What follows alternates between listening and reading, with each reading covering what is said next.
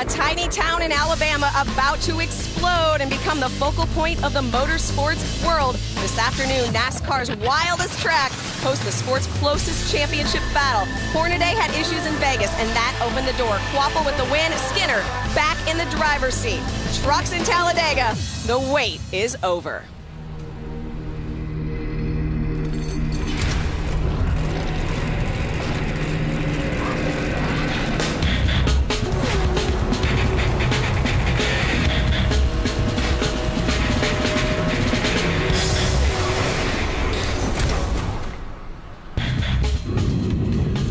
Even if you're a new NASCAR fan, you've heard of Talladega. Will Ferrell turned it into a household name. Drivers turn this track with white knuckles. It's pure adrenaline, and we bottle it for you. Get ready to be set up. And welcome to the setup. I am Krista Voda. What a big sports weekend in Alabama. College football always big. This is my tribute to Bear Bryant, Roll Tide. And of course, to be fair, Auburn, War Eagle. But now let's get serious. We are here to talk racing. And in just a couple of hours, one of the drivers in our field is going to be where I am, actually right behind me in Victory Lane. Let's go down to pit road. Their eyes and ears down there on the track. Adam Alexander and Bob Dillner today. Guys, I cannot imagine what the feeling, the mood is down there. Adam, let's start with you. Well, you know, Krista, the one thing about Talladega is the fear of the unknown. It all began here on Thursday afternoon. Travis Kvapil, who was quick in the first practice, in final practice wrecked his primary truck, so he had to go to the backup. But maybe that's not a bad thing. The reason, his backup machine, the same one that Mark Martin won from the pole with here a year ago. He also won at Daytona last season in that truck. So Travis Kvapil feeling good. The guys who join him in backup trucks, Clay Rogers, Derek Cope, and also Regan Smith. Over now to Bob Dillner. Silly season in full effect in the NASCAR Craftsman Truck Series. David Green out, Jason Leffler in the Red Horse Racing #1. Jason will complete the season for that team with the exception of Atlanta when he has a conflict with his Busch Series schedule. And the audition must have went well for Dennis Setzer at Vegas. He will get the ride in the Bobby Hamilton Racing #18 for the remainder of the year. He starts 23rd here today, 1 week after a big late model stock car win at Martinsville. All right, thanks, Bob. You know, Talladega has enough storylines all by itself, but then throw into the mix that it has the tightest championship battle in all of NASCAR. It's the tightest it's been all year. In fact, right now with 6 to go, it's the tightest it's ever been in the series. Let's bring you up to speed. The trucks were off last week, but 2 weeks ago in the desert of Las Vegas, the championship picture changed dramatically. It is about time here at Las Vegas Motor Speedway. The green flag is out and we're racing. Look at this. Travis Kvapil going onto the apron, takes the top spot away from Skinner. After Kvapil went around Skinner, Skinner came on the radio and said, right front going down, right front going down. Mike Skinner just in front of Ron Hornaday. Hornaday looking to the inside once again. Don't think for a second that Mike Skinner doesn't know who that is down there on the inside. This time it's door to door as they cross the start-finish line. Look at Skinner fall back now as Hornaday has put some distance on Mike Skinner. Oh, no. Ron Hornaday with problems. This is our points leader. He is on pit road. He's got a right front tire that blew, and the caution flag comes out. Yeah, he's going to definitely be out of contention. I would be shocked if he was able to make repairs and keep this truck on the lead lap. Here comes Kvapil. Kvapil is able to take away the position. John Wood falls to second. Travis Kvapil out front once again. Travis Kvapil is going to resurrect his career here. Travis Kvapil will win his 4th race of the 2007 season.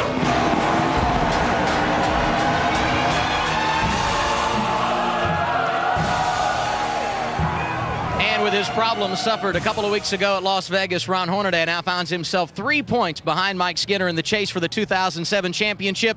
We know being a winner here at Talladega is all about having an opportunity to be there at the end. So what is the patience and aggression here today? There is no balance. You got to have patience all day long.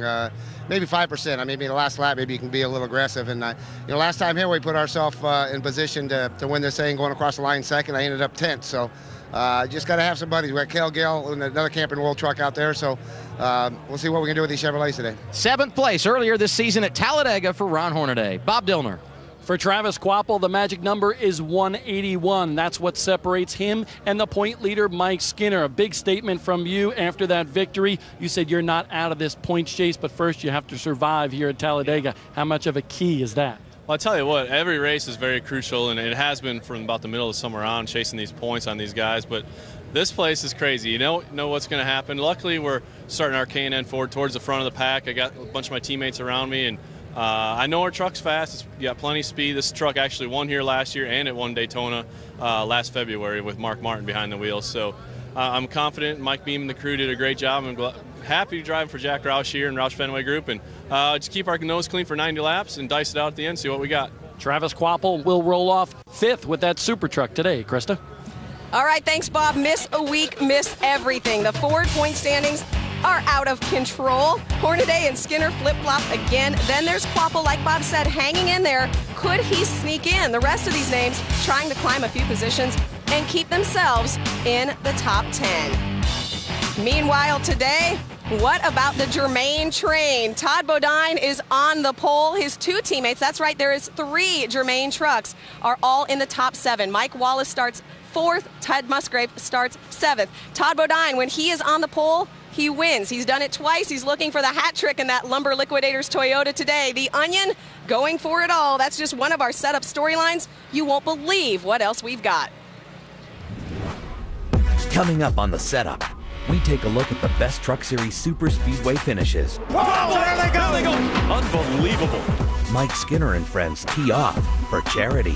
And Tony Stewart joins us on the set to talk racing at Talladega. All next on the setup.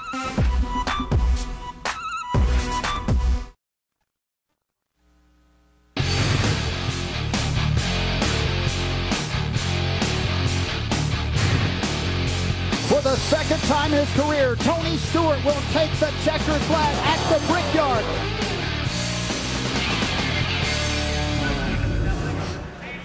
Welcome back to the setup on Speed Live from Victory Lane in Talladega, a place where tomorrow Tony Stewart, driver of the number 20 Home Depot Chevrolet, hopes to be for the very first time. Now, I say that kind of jokingly because you finished 2nd here 6 times. That's impressive to finish here at all. But do you look at it as, man, I got to get that extra spot. I got to get there. Yeah, it's kind of one of those places, Talladega is one of these tracks that we've been so close so many times. But it's like I've told people, it's almost like a win just running in the top 2. Normally to get in the top 2, you've got to work with somebody, and a lot of those second place finishes, Dale Earnhardt Jr.'s won, and we've worked really well as a team here. So, as much as we want to be that guy that goes into victory lane, at the same time, especially now and especially this week, with the chase being as tight as it is, if we can get in the top 2, it's probably going to be a pretty good day for us. Okay, let's throw something else in, the car of tomorrow. We've never seen that here at this track. We hear a lot of talk about how it's bigger, it's boxier, the packs are tighter, you can't see. Well, you're in the car, you tell us, how is it?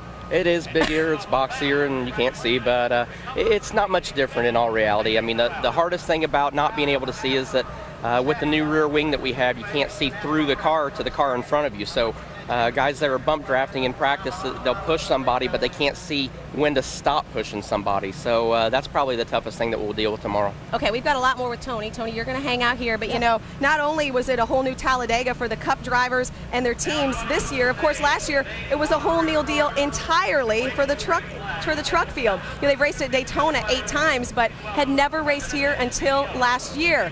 And no matter what, when you're in the draft, there's a case of chills. 2006 was the first time that 36 trucks raced side by side. But before the trucks ever completed a lap on the high banks of Talladega, they had to prove themselves at Daytona. First time we went to Daytona, that was incredible. At over 187 miles an hour, door to door. I went in the Truck Series at the time, and they said they were going to Daytona, and I thought NASCAR was nuts. Whoa! Oh, look out! We got trouble. This is going to hurt. Oh, my. Keep your fingers crossed. I honestly couldn't believe that he walked away from that wreck. I mean, was very fortunate that he did, but I don't know why, for whatever reason, that crash always sticks out. That was a horrific-looking wreck, but what a testament to the safety of these vehicles. I think every year we go to Talladega or Daytona, it's just going to get better and better. I mean, we've had some really great finishes. Here they come out of Ford. Presley dodging to the high side. Crawford goes down low. He tries to make a pass. As they're coming to the line, it's Rick Crawford making the pass. You don't think it ever could get you can't make a finish any better, and boom, then we make a finish that was incredible, Trying to hold, here we go, look at Jeff, side by side. I think on the super speedways, those types of finishes will always be that way. The truck, you can't get away. Getting away is not easy in super speedway racing, and at Talladega, drafting makes it even harder. The track was smooth as glass, and we were able to go out there in the trucks and run 4 and 5 wide all day long. It is obvious that the trucks can go about any lane they want to. They can drive high, they can drive the middle lane, they can drive down to the bottom of the racetrack. When you look at the nose and the tail of our trucks, it just makes for that old-fashioned push a lot of air, create a big hole. We go as fast as the Cup cars there, and we haul the man. Like Ricky Bobby, Mama, I'm going fast. At speeds of over 180 miles an hour, staying out front can make all the difference. 1 lap to go at Talladega. You just don't know the emotion and the intensity that these cats are operating with right now. There's no margin for error. Like when they went down the middle of the back straightaway on the last lap, it's like, man, you know, they've done pretty good, but it can't last.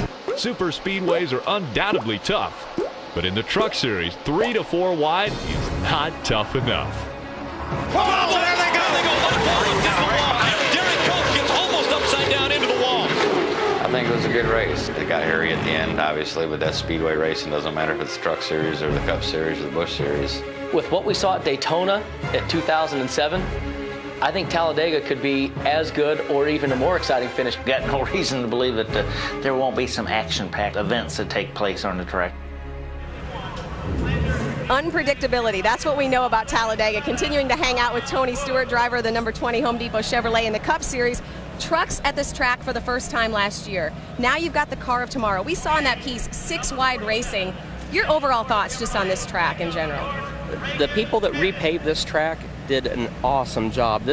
I don't think I've ever been on a freeway at 65 miles an hour that is as smooth as this place is at 190 miles an hour. So that's what leads these guys to be able to run 3, 4, and it's possible that you could get them 5 wide. I want to know if you've ever driven on a freeway 65. I got to bet you're pushing that a little higher.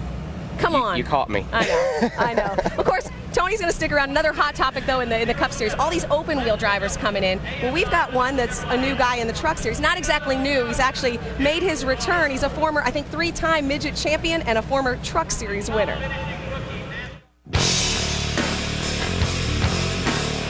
Jason Leffler crosses the start-finish line. Leffler may be able to clear him coming out of 2. He does! And he will be the man that delivers Toyota its first victory in the NASCAR Busch Series. There it is, the checker.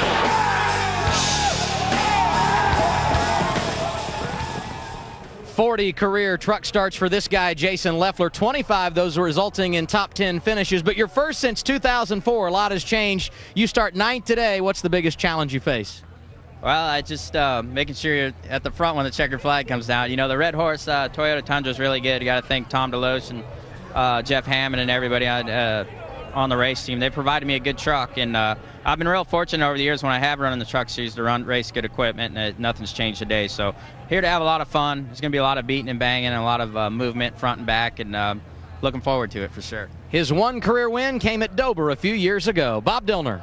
Talladega is exciting, and you know what? This guy's middle name should be Mr. Excitement. Sorry, Jimmy Spencer, because he's always exciting to watch, and especially today coming from the 29th starting spot. Is that excitement or nerve-wracking, Kyle Busch? A little bit of both. You know, I'm excited about our Flanders Beef Patty Chevrolet. It should be pretty good here in the draft, but, you know, it wasn't good by itself, sort of the same as our Cup stuff. But, you know, overall it's Talladega. You know, you can win this thing in 5 laps to go, coming from the end, you know, 5 laps in the end. But, you know, I don't think it's really worth doing anything here throughout most of the day. Really, it's just it's about survival and just trying to get down to the end of the race. And a lot of these guys, you know, should just ride around. I mean, if you're running 35th, just run 35th. You know, there's no point. You're not going to go a lap down or anything like that unless your truck will not keep up with the draft. So hopefully for us, we can just mind our own business for a while. And if they're going 3, 4, 5 wide, we don't want any part of that. Kyle Busch still has not won a race in the Craftsman Truck Series this year. And Krista, he told me yesterday he wants one real bad. I bet he does, Bob. Thank you very much. And, hey, I want to go back real quick to Jason Leffler. You're buddies with him. What do you think of that haircut? I think Jason's still trying to figure out how he can make himself taller. Oh, okay, so. That's what it is. He's gone from the faux hawk to the mohawk. Right. Tony's going to stick around, but, you know, I kind of like Jason's hair. It's kind of, he matches his truck, kind of like an extra splitter, if you will. Good to see Jason Leffler back, and get ready, folks, for some hair-raising horsepower here at Talladega. They're 2 by 2 behind Quapple. Can Quapple hold them off? Quapple with an extremely strong truck. He will see the checkered flag. Here we go. Look at Jack side by side. Oh, and Jack Sprague. Jack Sprague will win at Daytona.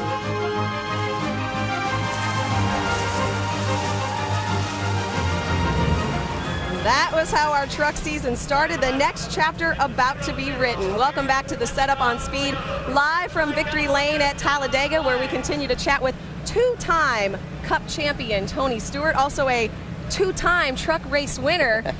And that came in just 6 truck starts. So where did that rank? A truck win. You'd won everything else. Where did that rank? It was a lot of fun. Both of them were at Richmond with Andy Petrie, and we absolutely loved it. I mean, I had a lot of fun running with the trucks, and it's just as competitive as the Cup Series is. So, you know, it ranks right up there. I mean, anytime you run in any series in NASCAR, the competition's so competitive that a win's a win, and it means a lot. I'm so glad you mentioned competition, because it's hard to believe, but a Cup regular has not won a truck race this year. That means no Harvick, no Boyer, no Martin, no Busch. That shows you again what Tony was saying, how competitive it is. Mike Skinner, one of 3 guys who has won 4 times, but last week he made sure Florida Charities were the winners with his 2nd annual Skinner Roundup. 6 races remain in an epic championship battle, where it's veteran versus veteran, machine versus machine. Strength and determination will prevail, because every lap counts. Just don't tell that to Mike Skinner, who recently focused his attention to the 2nd annual Mike Skinner Charity Roundup. Last year was our first event, and this year we've grown it into a 2-day event. I don't know how happy he is about that, because I'm taking up a lot of his time for 2 days. But no, it's for a great cause, so it's all good. We've got Second Chance Animal Rescue, the Greyhound Pets of America, the Safe Kids Coalition for our hospital here in Halifax, and also the who am I leaving out? Council on Aging, Meals on Wheels. Aging, Meals on Wheels, absolutely. Leaving his good years at the track, Mike showed off a different set of driving skills at the event's celebrity golf tournament. Look at that form back there. Club Ice gets it done. That's good form right there. Just hit that club every shot. Every shot? Every shot. Even when I'm putting, I'm going to use this sucker. Use that club. You know, I get an awful lot of credit for all the work that Angie and all her board and the staff do. I mean, we're right in the middle of a points championship battle and trying to keep separated the career stuff with charity stuff. Well, you know what? Whether we win or whether we don't win, we are just so blessed. And when we come up with something that's a great cause for our local community here, we try to be involved with it. And the money for charity added up in Daytona last week. Mike Skinner hoping the points add up today here at Talladega. You start in the 8th position. How much anxiety racing at Talladega is the point leader, Mike? You know, it's just like going to Bristol. They're so different but so the same. You just got to not get caught up in something and don't create something yourself. So it's a little bit frustrating, but I'm just as cool as I've ever been here. Got a little better starting spot than we did last year, which don't really mean much at Talladega, but I'm just looking forward to it. I'm just going to go have fun. A 3-point lead over Ron Hornaday entering this afternoon's event. Bob? Mike Bliss, one of those outlaws coming into this race, just going for broke today, going for the win, but you have to do it from the back of the pack. How is that going to be, Mike? You know, these trucks, they suck up so good. Our truck's pretty fast, so it sucked up real good. It's going to be fun. You know, I'm just going to have a good time, not worry about anything, but just having a good time and running hard. Mike Bliss, a former Craftsman Truck Series champion, had some engine difficulties in practice here, and that's why he's going to the back of the pack, guys. All right, thanks a lot, Bob. Tony, we know we're going to have a wild race here. I mean, there's no question. Do you have a prediction? Who do you think is going to win this thing? That's the hard thing about places like Talladega and Daytona. You can't predict who's going to win. It's like Kyle Busch said, you're going to see guys that are going to go to the front, they're going to go to the back, and they may be in the top 5 in one lap and be around 20th the next lap. So that's how much things can cycle around. It's just going to be, it's kind of like a 190-mile-an-hour chess match, and you hope you're a better chess player than you are a checkers player. That's a good point. Very good point. You know what all the truck fans want to know? Are we going to see you back in a truck anytime? Would you like to be back in a truck race? I would love to. We just haven't had much of an opportunity to run a truck this year, but like I said, we had a lot of fun doing it. We ran for Andy Petrie and had a good time there and ran for Morgan Dollar a couple times. So had a lot of fun in the truck series. And I've got to say one thing. You look like you got the Bear Bryant look going on today with the hat. Bingo. That's what I'm going for. Thank you. I was pretty proud of you today going for that. So localize it to Alabama. Thank you very much. Yeah. But you know what? We were fair to Auburn, too. We did War Eagle and we did Roll Tide. So we've kind of got all bases covered. I'm sticking to one side of that. But. Okay. Thank you for noticing and thank you for coming on. You're welcome here on the setup anytime. Thanks, guys. We appreciate it. All right. Smoke starts 11th tomorrow. Very good qualifying run for Tony Stewart. And speaking of smoke, that is something you have here at Talladega. The campfire, always on. There's a party going on in the infield right now. They cannot wait for the truck race. We're getting closer when we come back.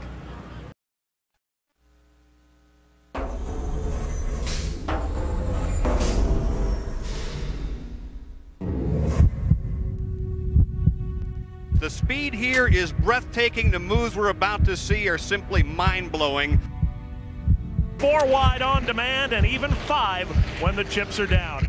Are you ready for grace under pressure? For the greatest show on 4 wheels. For trucks around Talladega Superspeedway. Everybody says this could be the most exciting truck race of the entire year. It took him exactly 1 corner to get 3 wide. The huge back of trucks come thundering down the back straightaway at Talladega.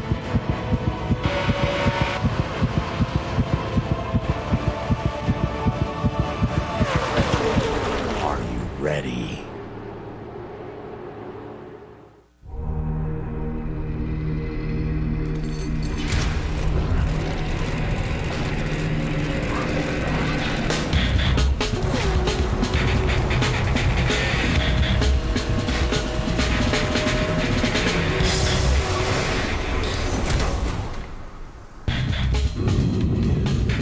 It's the biggest racetrack in NASCAR, and the biggest show of the weekend is about to take place. Welcome to the NASCAR Craftsman Truck Series Mountain Dew 250.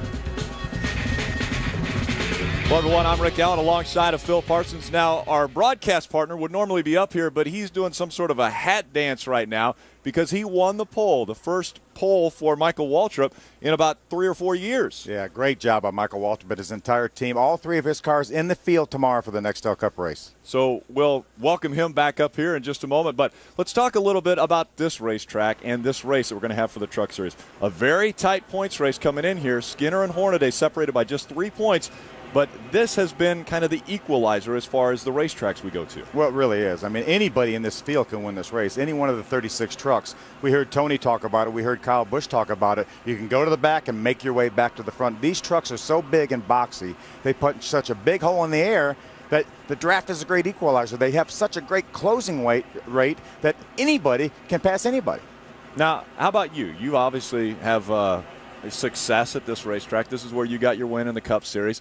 What do you think about the newly paved surface? Does it make for better racing? Well, I think it does. And I was just on this racetrack a few moments ago in the Speed 1 car with Hermie Sadler, and I tell you, it's unbelievable how smooth this racetrack is. I rode around it last year in the pace car, and it was smooth, but it was smooth at 180 miles an hour. So, you know, you don't have the trucks jumping up and down or whatever, but it's unbelievable how smooth it is. So we will see 3 wide, and as we saw last year on the last lap, 6 wide. 6 wide, potentially. Let's get our show underway. Let's go down trackside for our invocation. Please rise and remove your hats as the U.S. Army Reserve Regional Support Group Honor Guard presents our nation's colors. And now will you please welcome from Brinkley Heights Baptist Church in Memphis, Tennessee, Tim Cox, as he offers today's invocation. Heavenly Father, we pause right now and acknowledge you as our Almighty God. Lord, today we say a special prayer for the millions of breast cancer patients. And Lord, we pray for their families. And Lord, we join our hearts together to pray for a cure for that terrible disease. Lord, we thank you for this awesome race today. And Lord, we pray for a safe race for the drivers, for the teams, for the safety crews on the track. And Lord, most of all, we thank you today for the love and the forgiveness that you have given to us through your Son, Jesus Christ. It's in his name that we pray. Amen. And now, will you please remain standing and welcome Public Affairs Specialist, U.S. Forest Service, Montgomery, Alabama, Tammy Truitt, as she performs our national anthem. Oh, say, can you see by the dawn's early light what so proudly we held at the twilight's last gleaming, whose broad stripes and bright stars through the perilous fight o'er the ramparts we watch were so gallantly streaming, and the rockets red glare, those bombs bursting in air gave proof through the night that our flag was still there. Oh, say does that star-spangled banner wave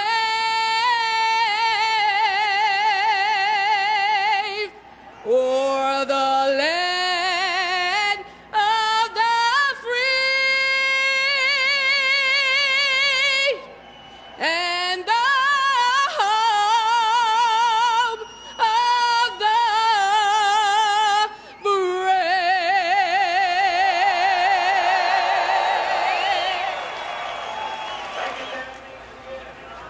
A phenomenal crowd on hand to see one of the best shows of the year for the NASCAR Craftsman Truck Series. And it'll all take place when we come back.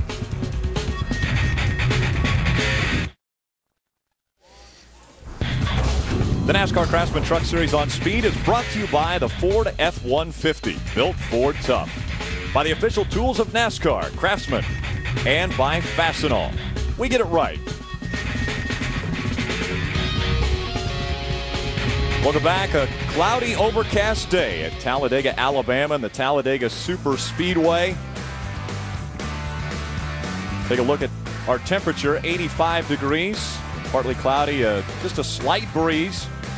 Should be great conditions for racing today here at Talladega. And we're going to take a look at our Ford point standings, and I will introduce the pole sitter for tomorrow's race. Michael Waltrip now joining us up here as we look at our very tight points battle here without a chase. This is great. You know, when you got two guys like Hornaday and Skinner, they're both champions. They've raced for these titles before. They know the significance of getting that trophy, that championship trophy. And look at them, 3 points apart. I bet you they can't hardly breathe right now starting this race at Talladega. Las Vegas, we said Travis Kvapil was going to have to make something happen to play his way back into this race, and that he did. Oh, he was fantastic out there. I love the way he ran that race. It was out of the question. He looked good early, then it looked like he was going to lose it. And he won at the end. That was Vegas. That's where you win at, by the way. Let's take a look at our track description here and have a couple race winners talk about it. Well, Phil, I know you've raced here 100 times. You've won here. But when they repaved it, it made it a different place. You would not believe what it feels like to go around this place. I was out there right after qualifying in the Speed 1 car. I rode around it last year in a pace car at 60, 70 miles an hour, and it was smooth, but it's wicked smooth at 180 miles an hour. We were fortunate enough to win this pole a minute ago, and when I took my second lap, I concentrated so hard, Phil, and I know I didn't have anything to do with it, but I'm not turning the steering wheel. I just tried to. I felt like a surgeon. I was in there just looking at anything I could do not to move, and we were fast enough to get the pole, but that's a lot of work by the guys to get you a pole here at Talladega. A restored race analysis, just under $1 million, $780,000 the purse. Pit window, 35 to 40 laps. And again, this is a big racetrack. What you want to do is you'll back that up, Rick. I'm pretty sure these guys are going to want shock position, so once they get within that window near the end of the race, they'll go ahead and stop, won't come back to pit road after that. Yeah, put their tires on then and say, driver, it's up to you. A big party here at Talladega Super Speedway whenever the NASCAR Craftsman Truck Series comes. Obviously our second showing here, and to get this race underway, let's go back trackside for today's command. Race fans, it's time for the most famous words in motorsports. Here to give that command is Vice President of Sports, Media, and Interactive Marketing, Pepsi-Cola North America, Ralph Santana. Gentlemen, start your engines!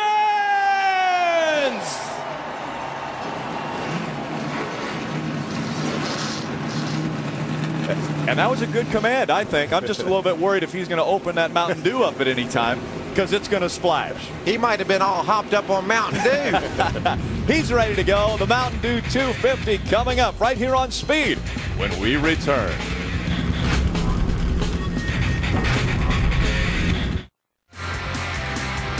Trucks just beginning to roll off of pit road and onto this 2.66 mile super speedway we call Talladega Super Speedway. Our starting grid today will roll across the bottom of the screen. On the pole for his second pole of 2007 is Todd Bodine. Jack Sprague with an impressive qualifying run will start on his outside. That will continue to roll across the bottom as we will shine a spotlight on a few different drivers. And we'll start with Bob Dillner. He's got his spotlight on Derek Cope. And Derek Cope has nearly 30 NASCAR starts here at Talladega. He'll start 35th today, but he's had some big time trouble here this weekend. He was involved in a practice wreck and did not qualify that truck, but this team worked endless hours to repair and smooth this truck so it could run here today. They call it now the golf ball, and that's because it still has some dents and divots on it, but they tell me a golf ball is lightning fast, and this truck will be fast here today. Derek Cope plans to come to the front. Adam? Jacques Villeneuve made his NASCAR debut 2 weeks ago, Bob, at the Las Vegas Motor Speedway. He got beat up a little bit, but he finished 21st. Not bad for a guy who's experienced all other kinds of racing. He's a former Indy 500 winner and F1 champ. He's done it all, but never has he raced for real in the draft at Talladega. His eyes will be open today, and all the eyes of NASCAR will be watching. He starts 10th here this afternoon. Phil? Adam, I want to take a look at the number 03 of Mike Wallace. He's driving the Southeastern Toyota dealers Toyota for Germain Racing. Germain's third truck in this field. When you come to a restrictor plate racetrack, when drafting is key, you want a guy like Mike Wallace in your truck or your car. He will be running the Nextel Cup race tomorrow. He's won in the Truck Series at Daytona. He's won in the Busch Series at Daytona, and he wants to put a win at Talladega in his resume. Mikey. And you got to think it's coming. That guy can draft better than anybody I've ever seen. Look at this guy, Dennis Setzer. Got him a new ride a couple weeks ago. Responded with a great run out in Vegas. He's going to drive this truck for the rest of the year, Phil. And, you know, that'll give that man the confidence he needs to get a win, I think, before this year's over. It could come today. We're going to ride along with a few different drivers, one of those being Rowdy Busch. Kyle Busch will be starting in the number 51 Chevrolet. He starts in the 29th position. We'll ride along with him and watch the excitement from his windshield and cockpit. We're also going to ride along in that Fastenal Dodge with Dennis Setzer. You mentioned a great run at Las Vegas. 7th place finish out there in his first start for Bobby Hamilton Racing. Looking to improve on that here. Dennis Setzer back in a Dodge. Had a lot of success in the Dodge early in his Craftsman Truck Series career. He will be starting back in the 23rd position. We'll ride along with Rick Crawford, Phil. He's starting in 22nd. You know, he's won at these races. He knows what it's like to win at one of these big restrictor plate tracks. He did it in dramatic fashion back in 03 at Daytona. So look for him, a guy that knows how to win, to shoot up from the 23rd spot. Plus, yeah, I forgot, he's got a teammate this year. That can help him big time. You need some help to win these races. He's got a guy, Dennis Starr, that he can rely on. Talk about teammates. Johnny Benson has a teammate that will help him on the racetrack today. He will start in the 17th position, actually the furthest back of any of the Toyota qualifiers, but it was an impressive qualifying effort for Toyota here in the NASCAR Craftsman Truck Series. We saw Jacques Villeneuve drop to the back. It was more than likely he was indexing his steering wheel on the back stretch. They always tell him before they're going into turn 3, if it's not straight, stop back there, index that, and then move forward. We'll be back for the green flag of the Mountain Dew 250 right after this. Welcome back to Talladega Super Speedway. We get an aerial shot from our Goodyear blimp. The aerial coverage provided to you by Goodyear for track-tested technology. Get there on Goodyear Innovation. Let's go down to trackside for our thoughts before green, beginning with Adam Alexander. You know, Rick, it's not been the kind of season that Jack Sprague hoped for. He's currently 10th in Truck Series points, and he's finished outside the top 20 in 2 of the last 3 races. But you go back to Daytona, he won the season opener after leading 16 laps, and here today he brings that same machine starting on the outside of row 1. It would be a great day to erase a tough season by sweeping the 2 Super Speedway races for Jack Sprague, and I think they've got the team that has an opportunity to do it here today. Bob? Hey, Adam, John Wood was supposed to start 20th in his number 21 truck here today, but a problem during qualifying has made this team actually change something. He felt a little burp in the engine, so the team went through this truck and had to change the fuel filter here today. So John Wood will drop to the rear of the field and start there, but you know what? He's going to stay there for a while. Crew Chief John Monson said, hey, we're going to stay back there and ride, stay out of the big one, and then come up through the field at the end of the race. He's been back for 7 races, and John Wood has been very good in the Craftsman Truck Series with 5 top 10 finishes. He wants the win today at Talladega, guys. Thank you, Adam. Thank you, Bob. They'll be covering all of the action that will take place on pit road today. They're being told, the drivers are being told one more time around we'll see the green flag. Before we see that, we always talk about bump drafting when we come to Daytona or Talladega. Can the trucks bump draft better than, say, the COT cars? No. The bumpers don't line up as well. Worse things happen. The back bumper of the truck ahead doesn't match the front one, and you pull his wheels up off the ground. We've seen it 100 times. It's a very, very dangerous game. Unfortunately, Rick, the bonus that you get for doing it far outweighs the risk that you're going to take if you do it right. Yeah. So you want to bump draft, but you got to know what you're doing, and you got to be very careful about it. It's risk reward, and usually the guy doing the bumping is taking the risk, and the guy that he hits don't get any reward. And normally in the drivers' meeting, Phil, Wayne Otten, our series director, will say, all right, we don't want you bumping out there, we don't want you bumping on the racetrack, but most certainly we don't want you touching in the corners. Well, and this trial oval is very dangerous too, to do that, Rick. It's a turn. You start it's turning, not a straightaway. You start turning way back off turn 4 for the trial oval, and you don't stop till you get past the start-finish line with your wheels cut. When somebody pushes against you and you got your wheels cut, it wants to get the truck out from underneath of you. I do not like bump drafting at all. I think a really cool thing would be to do is let the guys no, you can't have anything in front of your radiator. So if you go bash into somebody, you're going to risk busting your nose up and messing your truck up. And put maybe a big bumper in the back of a truck so that if you do take that chance, you bust your stuff out and you cut it down. The car tomorrow, it's better because the bumpers match up more. Look at this stat right here. Over half our field has won in the Craftsman Truck Series. 19 of the 36 drivers in this field, led by Ron Hornaday, who's our career leader with 38 wins, have won in the Craftsman Truck Series. Look at all those wins by that small select group right there. That's a majority of the races. A lot of short track wins also in that number that you see there. The field coming through 3 and 4 now, and this is when everyone will be right up on the steering wheel. The green flag about to fly. My entire career, when we got our schedule early in the year or late in the year before, whatever, I always looked to see when Talladega was, because I always loved coming here because I wanted to go fast. My whole life I wanted to go fast, and I know you've had a lot of success here, Michael, and I just love coming to this racetrack. We're like Ricky Bobby, you know, we just want to go fast. That made famous right here at this racetrack, Talladega Super Speedway. Again, it's Todd Bodine and Jack Sprague, your front row as they come through the Tri-Oval. This is a unique racetrack in the fact that the Tri-Oval does not have the start-finish line. It is past the Tri-Oval when they will see the green flag. They're coming through that Tri-Oval, and now they see the green flag, and we're underway at Talladega Super Speedway. Great start for Todd Bodine. As the pole sitter, you really, really want to get a jump on that guy on the outside and get up in line. If you get hung beside someone, you'll lose all kinds of positions down the back straightaway. Sometimes you want to do it so bad you jump the start. I think the 10 truck did just that, Rick. 10 truck, David Starr got a black flag from NASCAR because he tried to pass before the start. What happened? Looked like there was some bump drafting going on. It looked like the 99 of Eric Darnell got a little bit loose. We weren't even in high gear good yet, Phil. They've already tried to wreck each other. Half a lap, guys, and we're 4 wide already down the backstretch. And you know, this makes no sense to me, Rick. These guys all know that this race is some 90 laps long. Phil, they could just chill for about 50 laps. No, wait a minute. You're a race car driver. You telling me you can chill? Well, that's why he's had success here, because he knows how to get to the end of these type of races. 3 wide through the Tri-Oval now. You got a guy like Kyle Busch in the back of the field. You got Travis Kvapil, who's needing to make something happen, like Phil said last week. He wants points. He's going to try to get up there and lead this race. He wants to get that lead and hopefully gain those 5 bonus points that'll continue his march toward making this a 3-truck battle for the championship. Teammates nose to tail. Travis Kvapil with TJ Bell right behind him. That's 6 and the 50 going nose to tail. Up front, it's the Toyotas that are nose to tail. Jack Sprague in front of Todd Bodine now as they go through turns 3 and 4. Just behind them, it's Eric Darnell in that Ford, number 99. Now you remember in qualifying, it was totally dominated by the Fords and the Toyota, excuse me.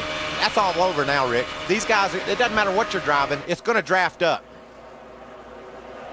2 and 3 wide. We see the single file line down on the bottom of the racetrack. You cannot pass underneath the yellow line. That is a penalty, and we saw it a year ago with Todd Bodine. He had to go to the back of the field because of that. And it's very simple. You do not improve your position by going below that yellow line. We heard Todd's guy argue last year. He forced us down there. Well, Todd kept going. It's simple. That's out of bounds. You can't do that. Back off, get back in line, and then complain to NASCAR and say, I did what I was supposed to. Black flag that guy. He tried to push me under the yellow line. A top line headed up by Jason Leffler in the number 1. Red Horse Racing number 1. We're getting a report that Johnny Benson has made some contact with somebody. Something is hanging off his truck.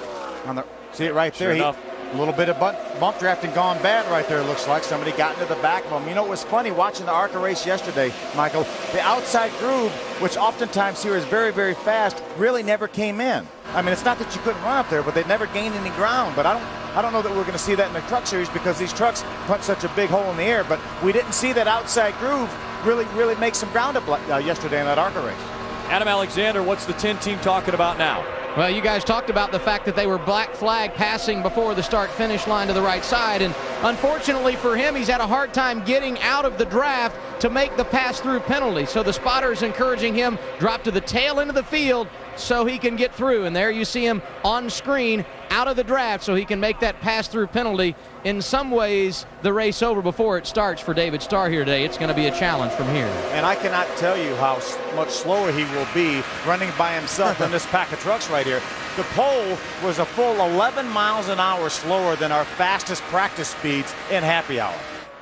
Phil, I'm not sure that you and Hermie out there in the speed cars earlier actually ran as fast as Michael did. I think on a solo run. I think but you guys may have gone just a tick faster.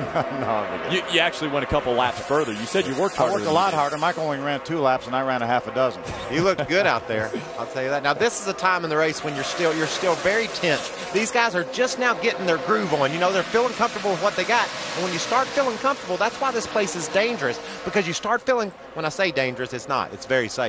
These guys driving these trucks make them dangerous. Like Mr. Otten said, I've never seen these cars wreck without a driver in them. It gets dangerous because these guys get aggressive. They're wanting to start getting their way in line, cutting in and out. We're going to let you take a breath. I know we'll want a breath here as we've completed 6 laps. Jack Sprague out in front of the field.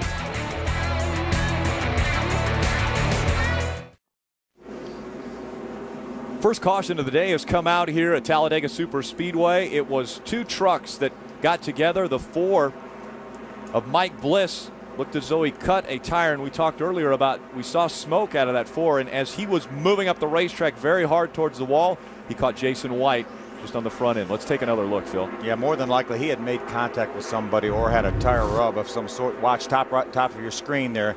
Just took off to the right here, and that truck doesn't do that unless something breaks or a tire goes down. And poor Jason White in the gunbroker.com Dodge had absolutely nowhere to go. We've got 3 Dodges in the field, and 2 of them are taken out in this one accident. There's another view. You see the sparks and everything. That tire is already down, and Mike Bliss takes a hard turn to the wall. That's why, as a race car driver, that's what you deal with.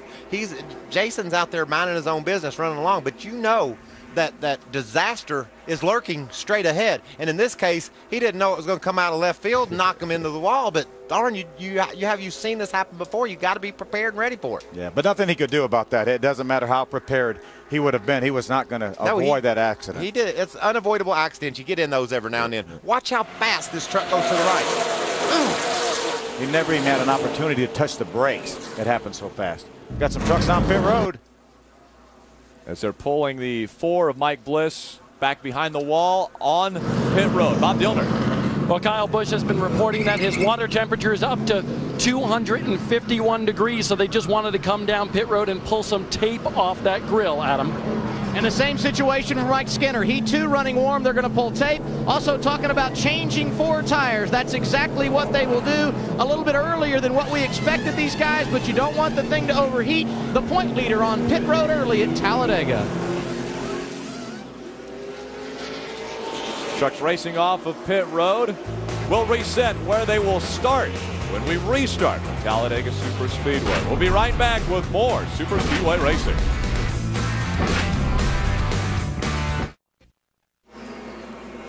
FoxSports.com and SpeedTV.com form the most powerful online team in NASCAR. For breaking news, in-depth analysis, detailed driver stats, and more, log on to SpeedTV.com now.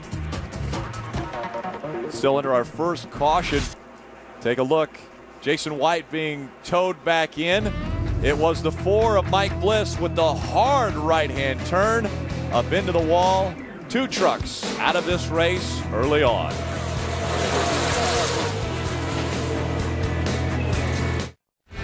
Welcome back to the Mountain Dew 250. The field about to get the green once again. Before they do, let's head back trackside to Bob Dillner.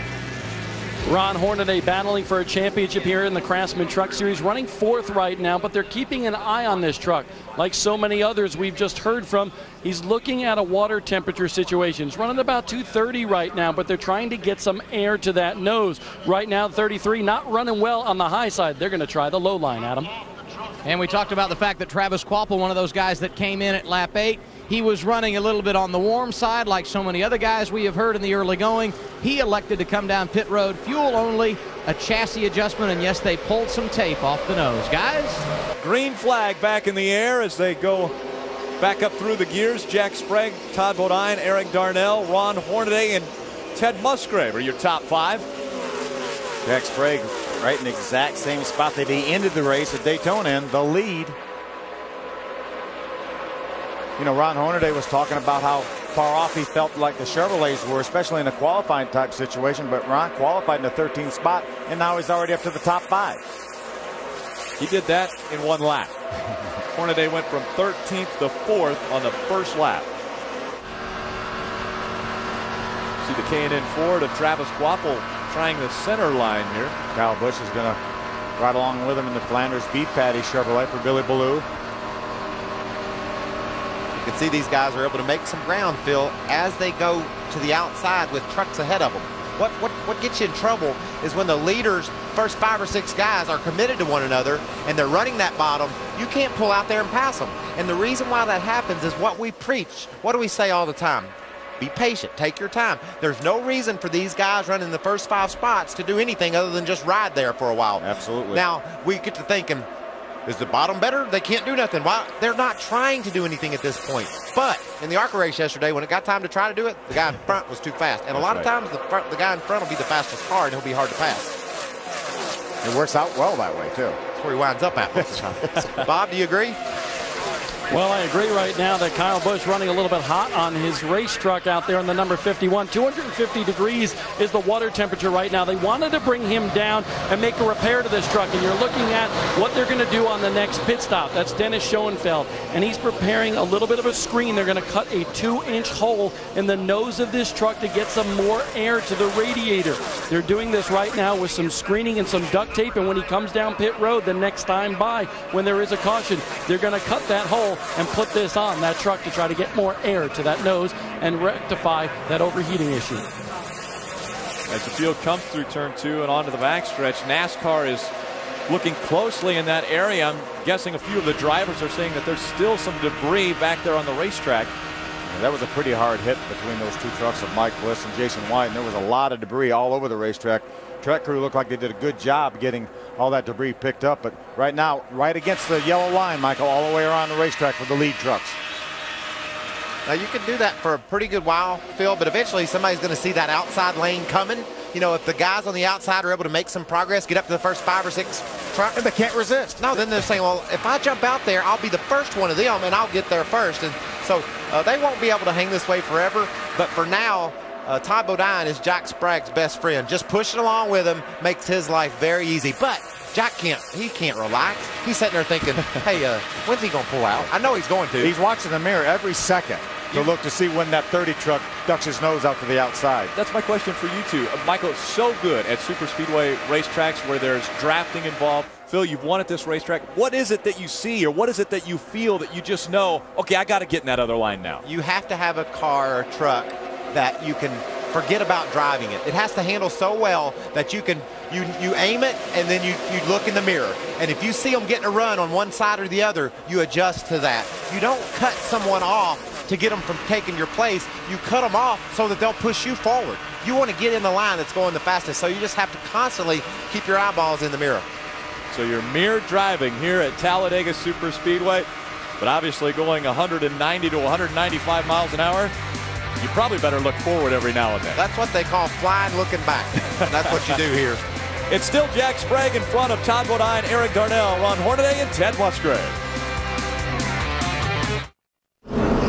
Speed is at Talladega with the NASCAR Craftsman Truck Series. Pit stops underway. We're under caution. A 2-tire stop for Ron Hornaday and fuel. No adjustments, but they are keeping track of that overheating issue for the 33 truck. Adam? Fuel only for Todd Bodine. Pull some tape off the grill to help the water temperature for Jack Sprague. Right side tires. He said no adjustments. This thing is perfect. Pit strategy early on as Todd Bodine first off of pit road. Jack Sprague follows him. Then it's Mike Skinner. And it looked like Rick Crawford coming out in fourth. Yeah, we had 3 trucks stay on the racetrack that time, led by the 09 of Joey Clanton. Watch this here. Watch. Wasn't expecting a 2-tire stop, and look at the NASCAR official. Whoa, gotta go. Oh, that was nice. Ron stopped and checked on him. Usually people knock someone down and they're like, when they get on the track, they say, is he okay? I hope he's okay. So 2 tires, some just for fuel. Pit strategy early on at Talladega Superspeedway. No one covers NASCAR like NASCAR on Speed. Friday, tune in all weekend long as we deliver live coverage from Charlotte. Get all the on and off track action with NASCAR on Speed beginning Friday, 3 p.m. Eastern, live and only on Speed. Great shot there of the NASCAR Craftsman Truck Series logo. Just only on Speed. On the inside of the tri-oval, we take a look at our pit summary. Jack Sprague came in first, out third. Again, you mentioned truck stayed on the racetrack. Yeah, we had 3 trucks stay on the racetrack. The 09 of Joey Clanton, the 07 of Tim Sauter, and the 71 of Brian Silas. Joey Clanton and the 71 of Brian Silas both have subsequently come in the pits. So Tim Sauter will actually restart this race up front here as we get ready to restart. And field coming through the tri-oval again. The start-finish line just past the tri-oval, closer to turn number 1. Out in front of the field, Todd Bodine, Jack Sprague, and Mike Skinner all coming up to speed.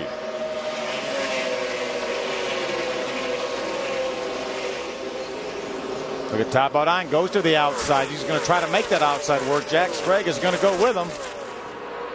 That's going to make it work, Phil. They've got too much momentum. And those trucks, if they line up, they can all go around Sauter. That's what's interesting about the top compared to the bottom. It's how you have your momentum. You know, the guys on the inside are running. If the guys on the outside get some momentum, they can run up to them, but eventually they lose it. Right there, they're just ganging up on Sauter and driving around him. Look at the 33 of Ron Hornaday, middle of your screen. Jumps to the outside of the 16 of Derek Cope. Has the 59 of Terry Cook right behind him. Now Terry's going to jump down to the middle and get behind Derek Cope. 3 wide here at Talladega Superspeedway. Hey, Bob Dillner, what's going on? A lot of talk, guys, about pitch strategy down here. And going through the garage area this morning, a lot of teams told me, you know what, tires, putting them on, we're not so sure that's a big help here. And I think that's why you saw a lot of people with different tire strategies down here. Kyle Busch took 4.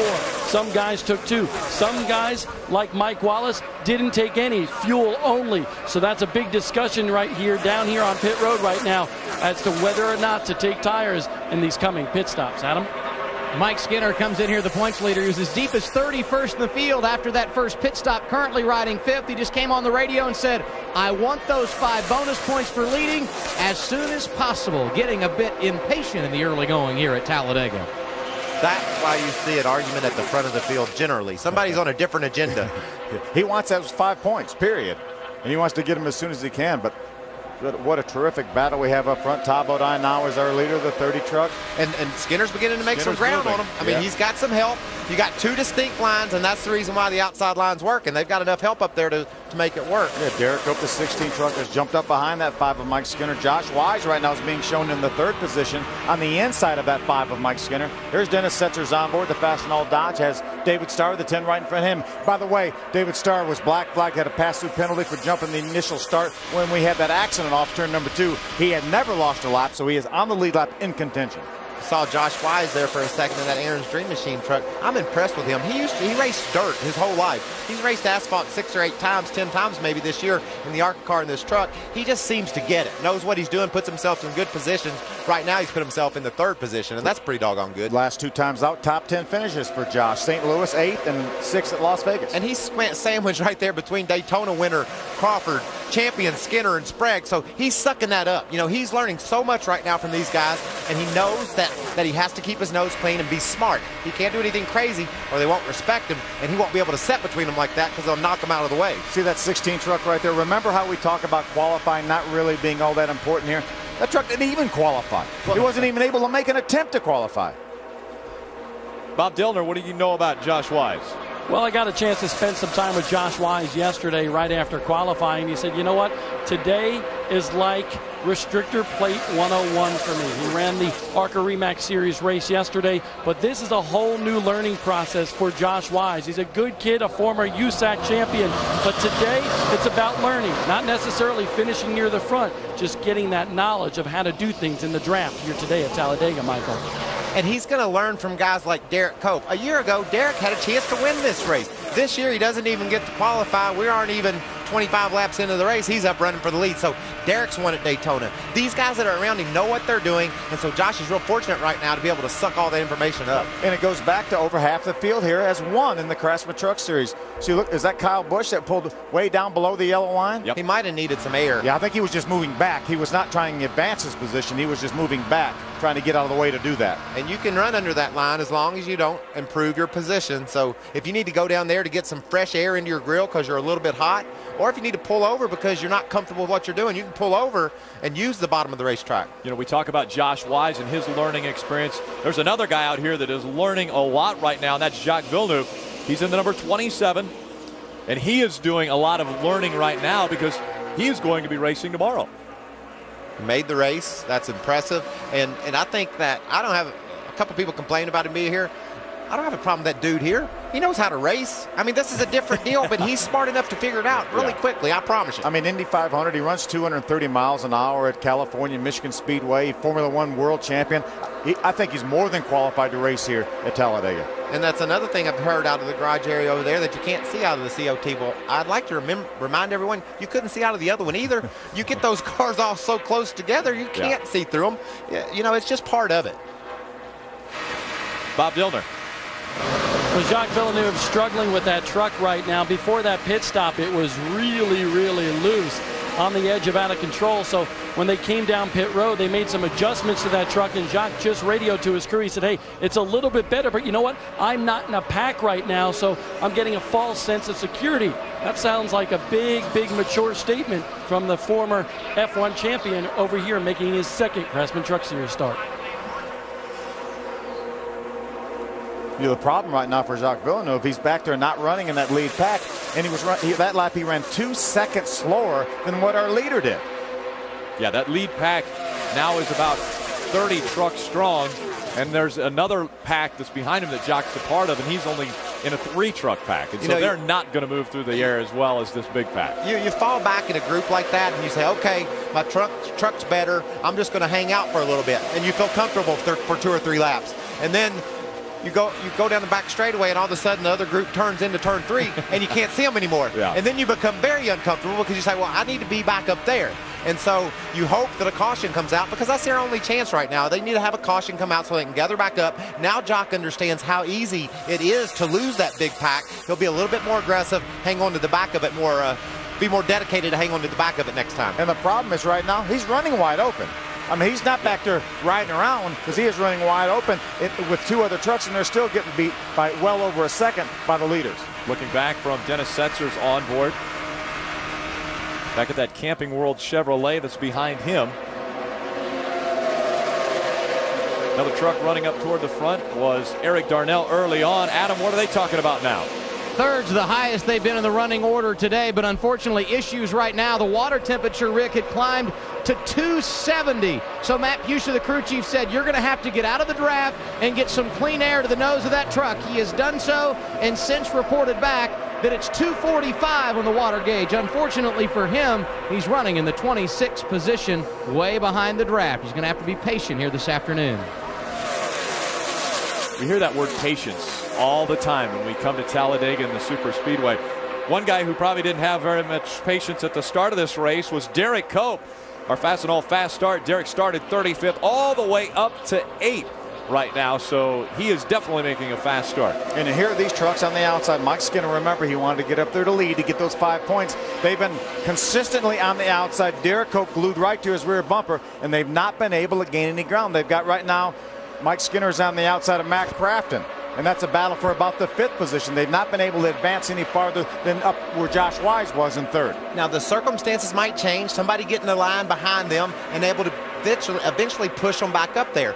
But one thing we know for sure is these laps wind down. Those guys sitting there 2nd, 3rd, Sprague, Weiss, Crawford, they're not just going to sit there and run 2nd or 3rd. They're going to want to flare out, and when they flare out, it's a whole new ballgame. And we saw that last year on the backstretch. They were 6 wide going into turn number 3, and they didn't make it through 3. Well, and, you know, if you had told them you're 6 wide, they would have known they weren't going to make it. But evidently, they weren't aware of that. 2 and 3 wide through the tri-oval. Todd Bodine out in front of the field now. Sprague has led, Tim Sauter has led, and Joey Clanton has led at Talladega.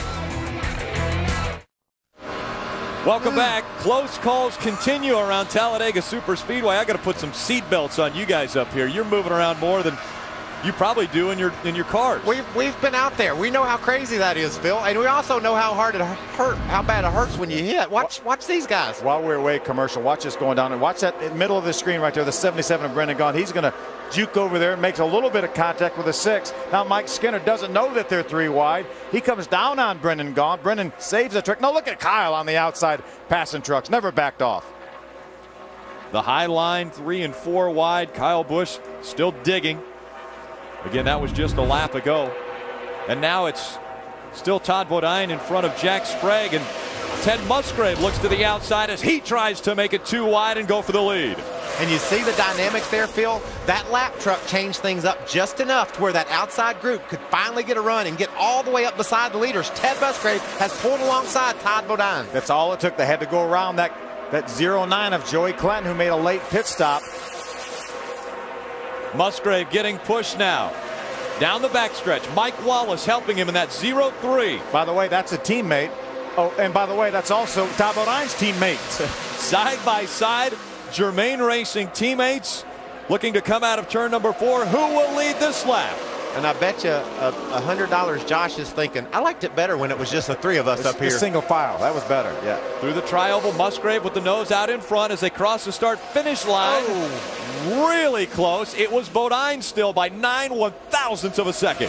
It looked like Todd did a little side drafting off that 9 and checked his progress a little bit there and pulled back in front of him. Preserved that lead by 9,000ths of a second. One more lap. Can he do it another lap? Bob, what's happening down there? Well, if you look, guys, the 51 truck has faded way back out of that lead pack draft, and that's because Kyle just came over the radio and said, hey, if we keep this up, we're going to have the big one right now. As far as the overheating issue on that truck, it seems to have fixed itself. The temperature has come down to about 225 degrees, so they did not have to put that 2-inch hole in that nose of that truck.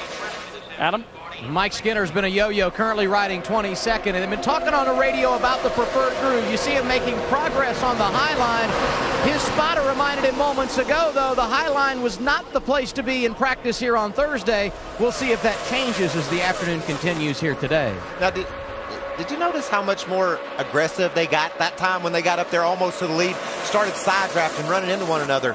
That's only going to get worse. That will intensify over the next 50 laps to a point where you won't believe it. We see this a lot in the NASCAR Craftsman Truck Series. It's not just here at the Super Speedway. We see a lot of side-by-side, door-to-door racing.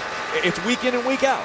We have great racing here in the Craftsman Truck Series. We'll be beating and banging in a couple of weeks in Martinsville, which is the antithesis of this racetrack. That's what I was thinking. Except for I really don't know what that means. Kind of the opposite a little bit. See that yellow line down there? You're not supposed to go down there. Cannot improve your position below the yellow line. That's the Cale Gale truck right there, the second truck out of Kevin Harvick's stable. Jason Leffler was in the 1 truck. First start for Red Horse Racing. Will run all the remaining races in the Truck Series with the exception of Atlanta. Now, NASCAR will be watching closely our footage here on Speed. You know, they want to see what we see, and they want to see every angle of this track that they can. So if somebody slips under that line and does improve their position, they'll turn to the cameras and see if that was indeed warranted a penalty. So not only are we providing here at Speed entertainment for the folks at home, we're also a tool that NASCAR will use in order to make decisions as the race goes forward. It's almost our version of instant replay. Exactly. For our sport. Again, they are nose to tail on the inside. Ted Musgrave has dropped all the way back to 7th now. You know, and just a couple laps ago, he had gotten that group all the way up to first. We talked about them passing, lapping a truck. It gave them the ability to, to get up there. And then they got it all smoothed back out. And that bottom line proved again, all things considered, it's the place to be. It's the shortest way around the racetrack. And right now they're not getting that extra push on the outside to allow them to move up towards the front. You see right there, Ted Musgrave now is side by side with the 8 of Chad McCumbee. You know, these guys might consider just, you see them, they're side drafting. They're tucked right in there on it. But if I'm out there running along and I can't make any progress by being down there crowding them on the inside, I might try to get these guys behind me in line to say, let's swing out by the wall, get away from them, run a longer way around the track, but don't use that side air and see what happens. It'd be worth a try. It's not working the way they're doing it. But as soon as you say, yeah, I'll do that, and you somebody's going to go in the middle. Then they'll go in the middle, and then you lost all your ground. But that's why I like the drivers right now. They're trying to find out what will work. What do we do? How do we make this top side better than the bottom? One driver trying to figure it out is that 33 of Ron Hornaday. What's going on with him, Bob? Well, right now he's trying to get to the top side because he wants to get some air to that nose of the truck. But Ron is also saying, hey, guys, this is absolutely crazy out here. We are going to wreck if we keep on running like this. He's in the middle of a championship battle, guys. Phil Parsons, Michael Waltrip, are you nervous if you're inside that truck running here 2 and 3 wide when it's getting nutty out there? It's really scary, Bob, when Ron Hornaday says it looks really crazy out there. No kidding. Because Ron Hornaday is a very, very aggressive driver. We've seen that year after year after year in this Craftsman Truck Series, the Busch Series. So when he says they're crazy out there, you know they are. Again, that line on the inside, we haven't seen the outside line be able to successfully take over the lead. Ted Musgrave came oh so close, but he wasn't able to make the pass. Again, right now we're just trying to log laps. If we're those first 5 or 6 trucks, it's working down on the bottom, they're happy. These other guys, they're wanting to see what they've got for later. They've got to move up high and see what they got. It could indeed benefit them. Watch that 6 truck on the outside. Where did he come from? How about Travis Kvapil shot out of a cannon? Look at the 5. Look at Mike Skinner making the move, too. Now, watch all that momentum just die out. It's gone. It's gone. You would have thought he was going to drive all the way to the front. He was driving 10 miles an hour faster than them. All of a sudden, now he's running the same speed. Take a look at this again. Watch Travis now. They're going to get seized up the 1 of Jason Leffler. Looks like he might have got out of the throttle. Travis just ducks down underneath the 5, goes up through the middle. Now he's going to jump to the outside. But I mean, that's easily 10-mile-an-hour difference in those trucks right there, and now they're back to even. That air is crazy. Crazy what it does to these trucks. Remember the 09 of Joey Clinton, which is the lap truck that allowed those guys to get side by side in that outside groove, move on up. Well, he's right in the middle of this pack now. He's racing for that lucky dog. He will love to see a caution flag so he can get that Aaron's lucky dog and get back on the lead lap. Well, he might be in a real good spot for one if he's wanting to see one. We've had 2 cautions up to this point. The first one coming out on lap 7, the second one lap 17. It's been green flag racing since then. Todd Bodine continuing to lead at Talladega. Coverage of the NASCAR Craftsman Truck Series on Speed is brought to you by the official tools of NASCAR. Craftsman. By Dodge. Live life to the fullest. Dodge. Grab life. And by Edge Products, the leader in performance electronics. Aerial coverage provided to you by Goodyear for track-tested technology. Get there on Goodyear Innovation. I've always been happy to be on Goodyears. How about you, Mikey? I love Goodyears. Especially you know what? today. All they do is what you ask them to.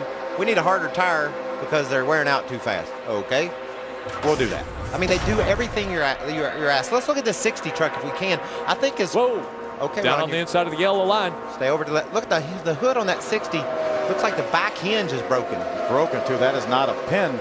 That is actually a welded bracket there. You can see it flopping like that. I don't think that would cause a problem because there are 4 positive fasteners in the front of that hood, and obviously the hinge on the other side, on the left side. But that shows you what the air is doing out there with these trucks. I mean, it is absolutely beating those trucks to death. So hard. That's a welded boat, and it's and the whole mountain, everything's broken. I always try to put it into terms that people can watch. I mean, feel when you're driving down an interstate, you follow a semi. There's a little bit of a buffeting. Is it like that? It's a lot like that, especially if you're in a semi, and if the semi is going down the road and you're driving a Toyota Prius, and it goes by, it just kind of sucks you over into it. Yeah. Same thing. Amazing draft taking place here at Talladega Superspeedway. Jacques Villeneuve right in the middle of that now on the 27. Again, we have 26 trucks that are on the lead lap. We talked a few moments ago about Jacques Villeneuve and the other two trucks that he was running with. The 99's on pit road, Adam. Did not hear anything on the radio as to why they were coming in. This obviously would be an unscheduled stop. Last time they were on the pit lane, lap 17, only at 46. This well short of the pit window. They're going to put on 4 tires, make a chassis adjustment. Right side service is complete. Around to the left side. We will follow up on the situation for Eric Darnell. The only issue he's had all day long, running warm. He had cured that problem by dropping out of the draft. We'll find out exactly what the problem is. And now Matt Fuchsia calling to pull the tape off the grill. So it would appear an overheating problem for Eric Darnell, causing the unscheduled stop. Yeah, Adam, he definitely pulled a lot of tape off the front grill for that number 99 Northern Tool and Equipment. Now he is leaving pit road, but he will be at least 1 lap down as he leaves pit road. Now we'll start. He's having all kinds of trouble. Looked like he pulled more tape off than he wanted. He went back and put more on it. But changing 4 tires there, you'd have to think maybe if it wasn't for the heating issue, must have had a vibration or something. Something just didn't feel right to him. Sun coming back out on the racing surface.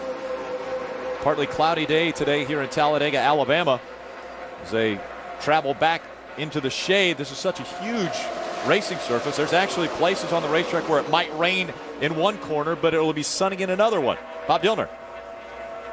Just want to show you guys, we talked about the different pitch strategies and the tire wear situation down here. Well, we told you that Derek Cope didn't take any tires. Well, he just had to pit, and this is the reason why. Take a look at this. This is the right front tire off of his number 16 truck, and you can see the rubber just peeled off of there. In fact, it's right down to the cords right there. So Derek Cope had to come down pit road. Remember, he did not take tires, so the pitch strategy and whether or not to take tires could be playing out here in this next round of pit stops, guys. Let me remind you, the leader nor did the 3rd place truck of Josh Weiss get tires either, so there's going to be some nervous crew chiefs. They'll run down there and look at that tire and say, oh no, what do I do now? Yeah, they pitted back on lap number 16, so they can go about 40 laps. Coming up on the start-finish line, Toyota, in celebrating 50 years of doing business in the United States, has come up with a special giveaway. Today they will award our lap 50 leader with $5,000. And right now, Todd Bodine looks like he may be the benefactor of that award if he can hold on to the top spot. But that's Ted Musgrave up to the 3rd spot. That's the furthest those guys up on the outside have been able to get. Can he get a push enough to get there, to get that $5 grand from Toyota? You see him side drafting right there on the 00. Josh Weiss right up against him. See Rick Crawford going to pull in behind the Aaron's Dream Machine to try to push him, keep him ahead of that 9. Josh Weiss looks like he's moving around quite a bit on that racetrack, even though it's just a couple feet left to right. Look at the gap you see there, because the 14 of Rick Crawford got exactly side by side with the 9 of Ted Musgrave, and that's allowed this little gap to form right here. Todd Bodine is going to be able to hold on and stay in front of this pack. And so Todd Bodine will receive the $5,000 lap 50 leader award from Toyota. Wonder if Ted will be as determined now to get back up there. He's like, darn it, I didn't get that $5 grand. I'm going to just relax here for a few laps. No, I think he wants to get up there. He wants to pull that outside line up there, and you were exactly right about that 99. It was a right front tire issue on that 99 of Eric Darnell. And then while they were on pit road, they knew they lost a lap. They just went ahead and straightened out the nose and got their temperature problems squared away. Phil, a little bit ago, we talked about Jacques Villeneuve and those guys losing the draft. When the leaders caught them, it got crazy. I told you when something gets mixed up, those 3 guys were minding their own business. Check this out. Watch the way he gets buffeted around in this replay. And remember now, they were running about 2 seconds slower than the leaders, and there he is wiggling around through the center there, tried to juke to the inside a little bit. Wasn't any room down there. But you see, he didn't make a mistake. That's why I got to defend this cat, man. He knows what he's doing. He's going to learn. He's going to be careful. He's a world champion. He's now he's going through the middle right there. Remember, now he's racing. He get that Aaron's Lucky Dog. That 21 truck right to the right of our screen for a moment. Everybody's on a different agenda, and sometimes when that happens, bad things happen. Yeah. 2 and 3 wide, continuing around Talladega Superspeedway. Look at that. Travis Kvapil on the outside of a 3-wide situation. That high line has not moved yet this afternoon. I bet you if people are at home or channel surfing and they get here and see this mess, they're going to think, what are those people doing? Race must be about over. No, we just passed the halfway point. Or maybe it just started because all these trucks are all bunched up together. Bob, what's going on pit road? Well, right now, a couple of teammates are pitting right now. Kyle Busch and also the 15 of Balloon Motorsports, Shane Sieg, pitting together so they can draft together. Right now, Kyle likes his race truck. No changes, a fuel-only stop for the 51 bunch. Man, it was hard for those guys to pull out of that mess to pit in order to get that gas that they need right now, because they see any moment things could go bad wrong. And they're like, man, we're going to get a lap down and hate to leave this mess. See, Kyle right now is just leaving pit road at about 55 miles an hour, and the pack now is just at the entrance to pit road. So more than likely that pack will catch Kyle very, very quickly. And go right on by. He'll try to hang on. But what Kyle Busch has just done is he has put himself now in a position where he can go to the end of the race. He will not have to come back down on pit road. They can go anywhere from 40 to 45 laps on fuel, and so it looks like Kyle's going to be able to make it to the end. But that won't help any if they lap him, because then he has to go and be the lucky dog and get in the back. Changes the whole dynamic. It just changes everything up, and those guys are really coming fast. I think they will lap that truck. Look, making a move on the outside. Is he, or just getting some air to that nose? Sprague looking to the outside. Let's see if anyone goes with him. Jack Sprague is going to stay on the outside. He will try to take the lead away from Todd Bodine. Josh Wise is going to stay down on the inside. Jack Sprague looks like he has a right behind him. It's Villeneuve. Into the wall is Jacques Villeneuve. That's a 71. Brian Silas coming down pit road. Looks like maybe TJ Bell is caught up against the outside wall with Jacques Villeneuve. Rockingham Speedway sponsor truck. Andy Hillenberg owns that truck. That is the Heathcliff Cat Litter Ford. TJ Bell, such a good qualifying effort for TJ. You boys just mentioned the fact that if a caution comes out now and Kyle Busch is not still on the lead lap, it's definitely going to hurt him. But he was. He never got lapped. And you know what he's going to do now? He's going to come out leading the race because everybody else will pit, and he'll probably just stay out. But he didn't get tires. Will he come get tires still? I don't know why he didn't get tires. They had to wait for the fuel. They probably could have put tires on it in the time it took him to wait for the fuel. Well, I don't think so. His teammate did get tires, and now he's a lap down. Even though he sped off pit road, he still wound up being that far behind Kyle. So it kept him on the lead lap for sure. See if Jock understands what happened. I mean, he knows what happened, but I wonder if he knows what caused it. Looks like he has a reason to. Looks like he's hanging around. Well, this is right at the entrance of pit road. Or maybe they're just waiting for some traffic to clear. They're gonna let the traffic go by before they walk back down onto the flatter surface here and to the ambulance. Let's take another look at why we have our third caution of the day. Watch the 27. He's on the inside. Did something break, Phil? It looked like something broke. I don't think he moved up and got clipped in the right rear corner. I think something broke on that truck. He did go hard right just as they were entering the tri-oval area. Tore up Andy Hillenberg's Rockingham Speedway truck. Real quickly, Phil, that's the coolest thing ever. It really is. Ooh, there's another view of it. Did he move up and get clipped, or did something break? Well, I'd have to take another look at it to see if. Oh, no, something broke. I think something broke, and that's why he moved up initially. Then he made contact with TJ. Brian Silas came along with absolutely nothing he could do about it. Yeah, two trucks there, the 50 and the 71. Nowhere to go, just getting caught up in that accident. Just like earlier with Mike Bliss when he cut down that right front tire, took out Jason White. Now, TJ Bell is in a situation where he can't climb out of that truck. Yeah, he's already jumped out of that truck and actually jumped across the deck lid of Jacques Villeneuve's truck. He's kind of ran across the racetrack. In between the wall and a truck here. Or a rock in a hard place. Take another look there. Yeah, I think something went wrong there. We saw the smoke, too, before he ever even got to the outside wall. That rear view that we saw, there was smoke coming out from behind that truck, like a tire blew or something happened. Something broke on that truck. right there.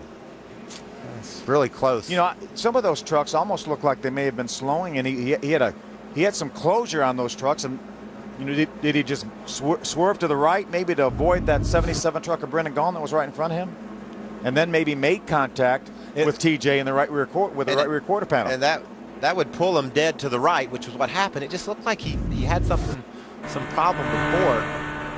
Dennis will have to negotiate through this. It's really tough to call.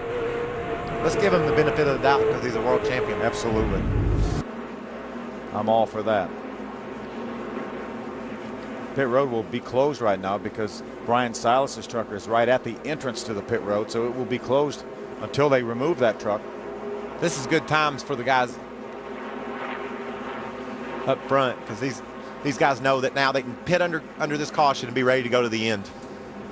Clay Rogers bringing his number 75 Spears Manufacturing Chevrolet down on the apron. He will receive the Aaron's Lucky Dog and grab a lap back.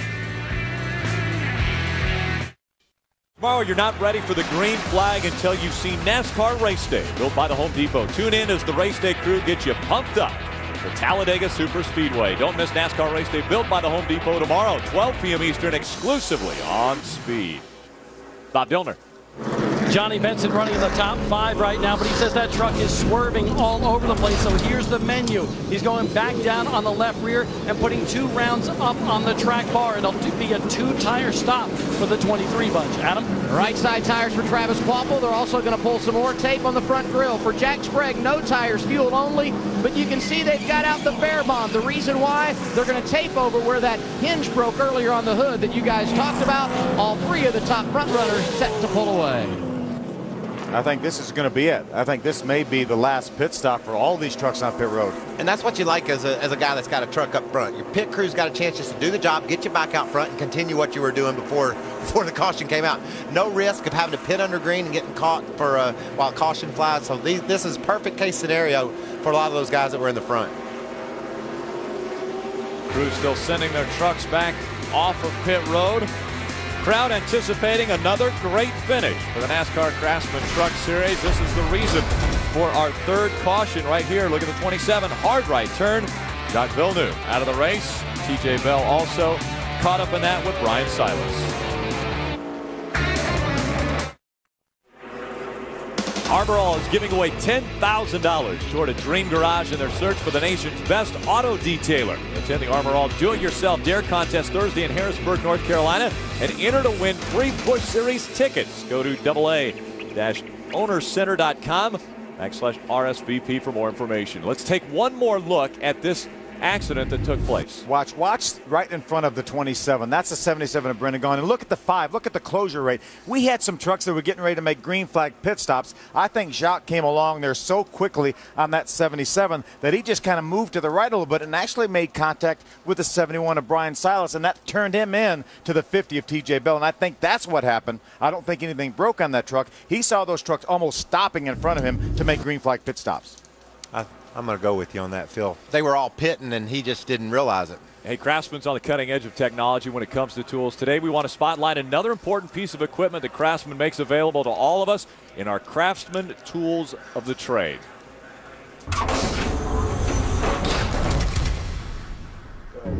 Today's Craftsman Tools of the Trade, we want to talk about Craftsman's Twin Cutter. Now, normally when sheet metal comes off of a truck, you've got to either use a reciprocating saw or a grinder to get it off. In the past, what has happened is there's kickback with those devices. Well, Craftsman has designed this Twin Cutter with 2 independent blades that run in opposite directions. And I'm going to show you how it works. David Starr, the driver of the International Max Force Ford, is going to help us out here today. David, we hope we don't have to do this to your truck, but let's show him how handy this device is.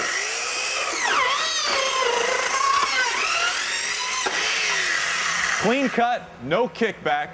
The Twin Cutter from Craftsman, available at your local Sears. Check out this Craftsman Tools of the Trade, another great programming on Speed on Demand. I apologize, I kind of got caught up in the tool there that was being. That was a nice job there, nice job. Adam Alexander, I believe you've caught up with Jacques. Indeed, we have. Jacques Villeneuve has come from the Infield Care Center. The good news is you're okay. What happened on the racetrack, Jacques? Well, the trucks in front of me lifted their hands through the corner and slowed down at the same time to come in the pit. So I slowed down and tried to avoid them and got collected, got clipped behind. Tough break for Jacques Villeneuve. What was the learning like while you were out there and racing in the draft? Well, not to get behind the wrong truck, because then once you lost the pack, that's it, you're done. Prepared for tomorrow? Yeah, definitely. Hopefully there won't be any green pit stops tomorrow. Jacques Villeneuve experiencing the draft for the first time. Unfortunately, his day ends in the garage, Bob. Tough break for Josh Wise as well. He was planning to come down pit road when that entire incident began, so he got shuffled back a little bit. Then they made their pit stop, and they left some lugs loose on the right front tire. They got a NASCAR penalty, had to come back down pit road, did that. But then they had a vibration on the right rear, had to come down pit road once again, and now Josh Wise is way back in the pack, guys. That's good for Josh Wise. I mean, it'd been better for him to be third, obviously, but he needs his experience. He hasn't done this before, Phil, so now he's going to have to figure out how to get from the back to the front, and this will help him as he advances in his career. And it looks like it's been fairly easy to get from the back towards the front, but it hasn't been that easy to get to the very front because it's been very difficult to pass those trucks on the inside line. If you've been able to stay on the inside line so far, you have not had to relinquish the lead. Todd Bodine has been able to stay up there. Jack Sprague has done it. This time as they come out of the tri-oval and the green flag flies, it's Travis Kvapil that's leading at Talladega Superspeedway. We're also going to have a race within the race to see who can get in position to possibly get that lucky dog. The 07 of Tim Sauter is leading that group on the inside line. That group includes John Wood and Derek Cope and Eric Darnell and Shane Sieg. And Derek Cope's proven he can keep that truck up at the front, so he's going to be anxious to try to get that position. Now Travis Kvapil finally has the lead. Now he wants to stay right against that yellow line. Look at the side-by-side racing back there. That's allowed a gap to develop between those first 4 or 5 trucks and Ron Hornaday. 2 and 3 wide. They're starting to go 4 wide now as they work their way out of turn number 4 and back into the tri-oval. You know, we're 60 laps into this 94-lap race. Now is the time that the patients are get a little bit thinner than they were maybe 20, 30 laps ago. People can see the end, so to say. 30 laps, 32 laps remaining in this race. And normally when you hear 30 or 32 laps remaining in the race, you get up on the wheel and you think, all right, here we go. Let's get into position. Let's go for the win here. Pass for the lead. Jack Sprague jumps to the outside. He makes that outside pass work with a little help from Johnny Benson. The first time it has happened today, Jack Sprague takes over to the top spot with an outside pass, and we saw John Wood in the 21 make the move up into third. Again, he's a lap down. He's trying to be in position to get that Aaron's lucky dog. Right now that Jack Sprague is out front, he has been a strong truck. We saw him able to pass Todd Bodine on the outside. Now he's been able to pass the 6 of Travis Kvapil on the outside. He is running very well with these front runners. We see Travis Kvapil making the move out as we saw some contact on the wall back behind the pack. Look at a flat tire. Is that the 07? I thought it might have been Tim Sauter. He is not just now making his way onto pit road. See the 51 of Kyle Busch on the very, very outside. Looks like he's trying to drift his way towards the back of this pack. Again, it could be an overheating issue with Kyle Busch. He continues to try to get air on the front of that truck. This has been unlike Kyle Busch today. He hadn't really made any ground on anybody. Derek Cope started back there behind him and got his stuff all the way up to the front. As Todd Bodine gets by that 6 truck on the inside. Here comes Derek Cope and Ron Hornaday on the outside with a run. 3 wide. Ron Hornaday trying to stay in behind the 16, but the inside line now makes the move. Travis Kvapil, Mike Skinner moving on the inside. That would be the middle. That would be the middle, yeah. But if there's 4 wide, there's really not a middle. That's the inside middle. That's the inside middle. This is a mess. It's like the left center fielder in softball. Now we see teammates Ron Hornaday, Cale Gale, nose to tail. Let's see if they're able to move up. And Kyle Busch towards the back of the pack. With a couple of Toyotas up front right now with Jack Sprague and Johnny Benson. Hornaday's also slipping back toward the back of that pack. See some bump drafting going on. Terry Cook looks like he got in the back of the 5 of Mike Skinner. Ever so slightly. They're starting to bump draft harder and harder, Phil. And these bumpers don't match up like we said earlier. And that is not going to be good. Somebody's going to get a little over aggressive, and it's going to turn a guy around right in the middle of this mess. And wow, it is a mess. Look at that. They're 3 wide and not even using the outside 2 lanes coming off the corner.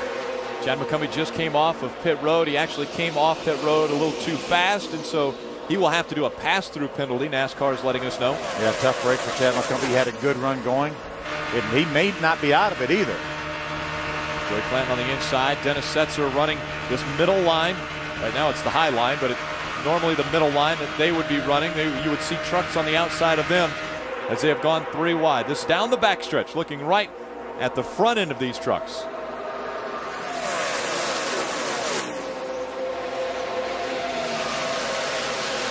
Field all bunched back together here at Talladega Super Speedway. Out in front of it, it is Jack Sprague and Johnny Benson, 1 and 2, coming through the tri-oval to the start-finish line. Welcome back to the Mountain Dew 250 from Talladega Super Speedway. Our fourth caution of the day has come out. It's for debris, and that debris actually a side window. Let's take a look. There's what's left of it. Actually, the trucks came through there and ran over it. Watch at the very back of this pack. That's Cale Gale, that blue truck at the very back. This side window, which NASCAR requires here on these trucks at Daytona and Talladega, blows off there. That caused a caution flag, and now Cale Gale will have to come to pit road and have to replace that. He will not be able to stay on the racetrack without that side window. And he's not going to put that one in there. No, he needs another one. And sometimes it's interesting to see who's prepared for what. You know, he's lost his side window. Will they have another one ready and waiting on him? Look at those trucks. They look so similar? Similar. So undissimilar. Undissimilar. I believe Phil used a word earlier that confused you. Watch what is this that happens to the 60? He started smoking from the right front. It looked like a possible slight tire rub. He stayed on the racetrack and actually kept the lead. You might wonder if that. That's.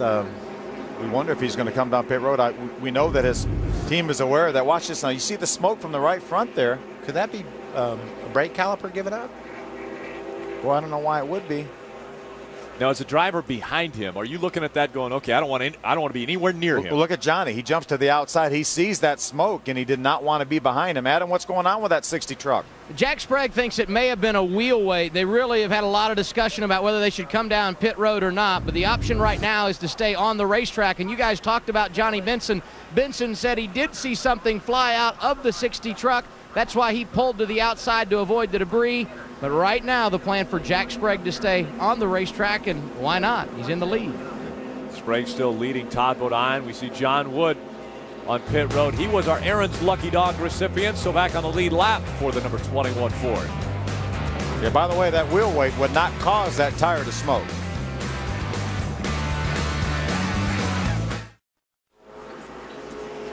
Whether you're going to the race or watching from home, get the most from your NASCAR weekend on SpeedTV.com. Get the inside scoop and the breaking news as soon as it happens. Log on to SpeedTV.com. Keyword, My Race Day. Bob Dillner.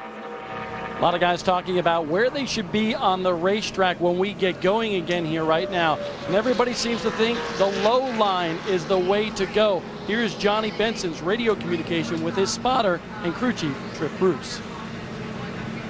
All right, Rocky, if we're setting fourth, when I saw, from what little bit I could see, the top 4 guys were never challenged on the outside, so we're probably just better off staying in line on the bottom, correct? Exactly. That's exactly right. And when you said you weren't sure which line was better at the time, both the times you got locked on the bottom and stayed there, it ended up being a much better place to be.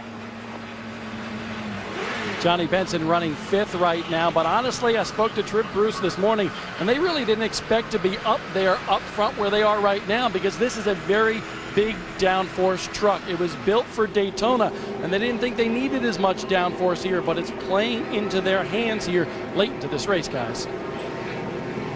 Yeah, I think downforce can be a friend here, especially when you get a lot of laps on your tires late in the run. And you saw the way that wind's blowing these things around. You need all the help you can get to stay stuck to the road.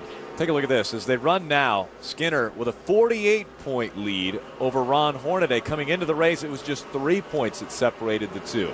It says in the Bible somewhere that he who is first will be last and he who is last will be first. That's all going to happen between now and the end of the race. So that piece of graphic there is not relevant to what's going to happen, because it's going to get crazy. These guys are going to start making that outside line work. You watch. Absolutely. We've got about, 25 laps to go here. And we're reciting biblical scripture from the booth. The green flag back out as Jack Sprague leading Todd Bodine, Rick Crawford, Mike Skinner, and Johnny Benson. Look, all these trucks want to get to the bottom. Todd Bodine actually is going to stay to the outside, maybe battle that 60 truck for the lead. Now Rick Crawford's going to come with him on the outside, then going outside, 3 wide. Here goes Rick Crawford to the high side. He tries to take the lead away from Jack Sprague and Todd Bodine. Can he make the pass? He's got help on that outside line. Rick Crawford knows how to do it. He won in Daytona back in 2003, and he's got the lead. Crawford and his Ford out in front of another Ford, Eric Darnell, right behind him as they work together. Eric Darnell a lap down, though. Yeah, he wants to be up there in position like John Wood was to get that Aaron's lucky dog. He wants to stay up there. Look, Jack Sprague looks to the outside. Sprague looking to the outside, has no help, though.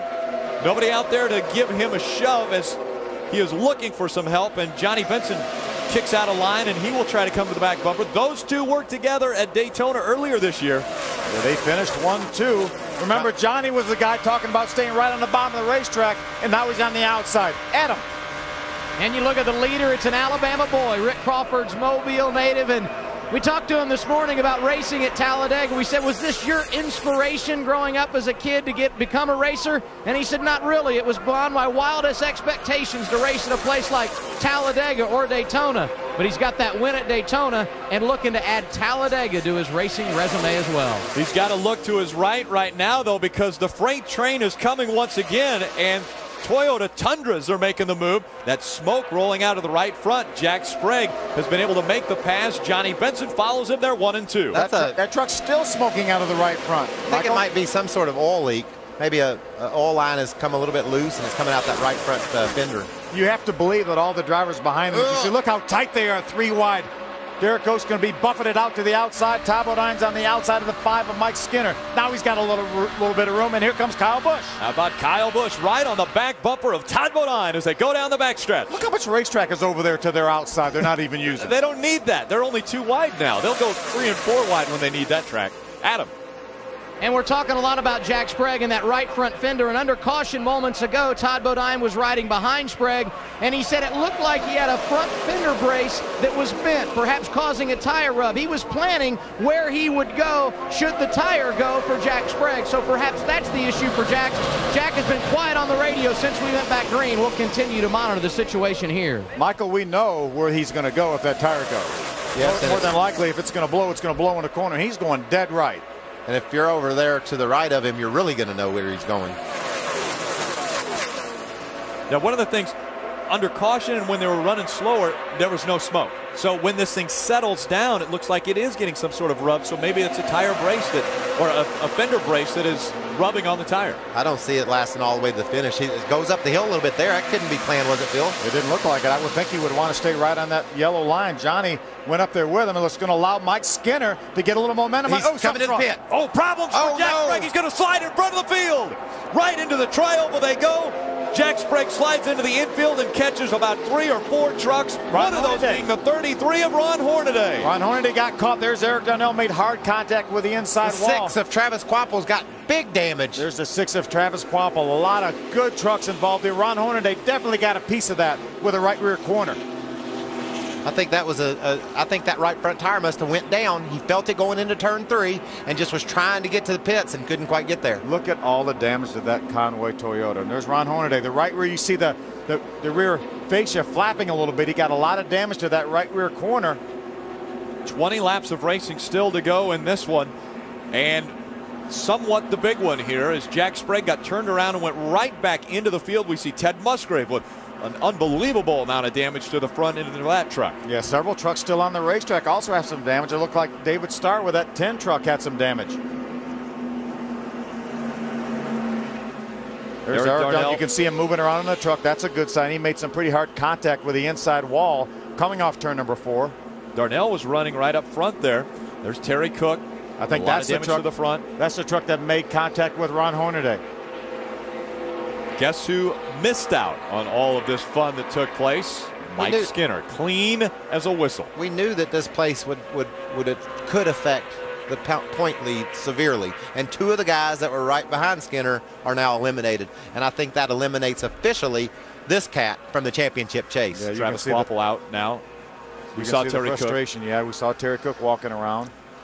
Mike Bliss was examined at the infield care center from that first accident and released. That's Terry Cook. Yeah, we need distraught. What a run he was having. Yeah, we need to get a good look at that 33 truck of Ron Hornaday. See Jack Sprague now climbing out of his Conway Freight 60 Toyota Tundra.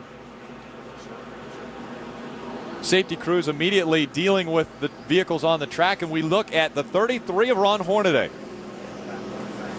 Again, the damage is in the right rear of this truck, and that's what they're going to work on. And that ain't bad. That won't hurt him in getting back up to the front. And remember what happened a year ago? Todd Bodine was running 27th with 3 to go. Got black flag, and that's why he was so far back for passing under the yellow line. Ends up finishing 4th, but very minimal damage to Ron Hornaday. He really got lucky. There might be more twists and turns in this championship battle. I think we can officially rule out Quapple, but this cat right here has still got a chance to leave here with the lead in the points. Travis, excuse me. Let's go down to Bob. Travis. Travis and Kevin Harvick looking at his number 33 truck of Ron Hornaday right now. They are working in that right rear quarter panel, trying to pull that metal out from the tire so that they don't have any tire rub, and they're taping that sheet metal there back together. But a lot of concern on this team because, of course, the championship is on the line right now. And, of course, a wild ride for Ron Hornaday. He just took an air hose and sprayed himself from all the dust inside the cockpit. But right now, the team taking their time. They're not going to change any tires this time around. Just repair that right rear quarter panel on that number 33 truck. And how long is that going to stay? I mean, it's more or less tape that when he's going 190, 195 miles an hour, it's going to be hard to keep that on. It's 200-mile-an-hour tape, so it should be okay. See, Jack Sprague, he knows that something's wrong right Watch right there. See the fire come out of exhaust? He let off right there, and Johnny just didn't know what was happening. Look at Darnell going across and hitting the inside wall. Yeah, and Jack turns right back in the middle of the pack there.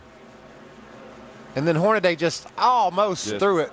Barely got clipped. It was all the way down in the grass. Terry Cook, a lot of damage to that Harris Trucking.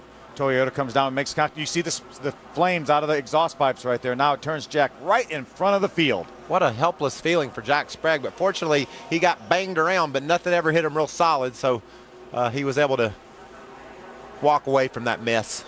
Jack Sprague starting on the outside of the front row. Let's ride along with Rick Crawford. He's 2 back from Jack.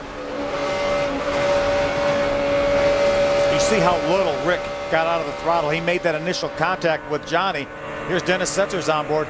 There's Travis Quapple right in front of him. That's not going to be a good ride for Travis. Oh, nice choice. Nice choice by Dennis Setzer to turn hard left. Watch the fire come out of the exhaust. See, he can't even see that. He has no idea what's fixing to happen. I didn't see any wave, did you? It was. There's the fire. That's just backing off the throttle. You're going to see that.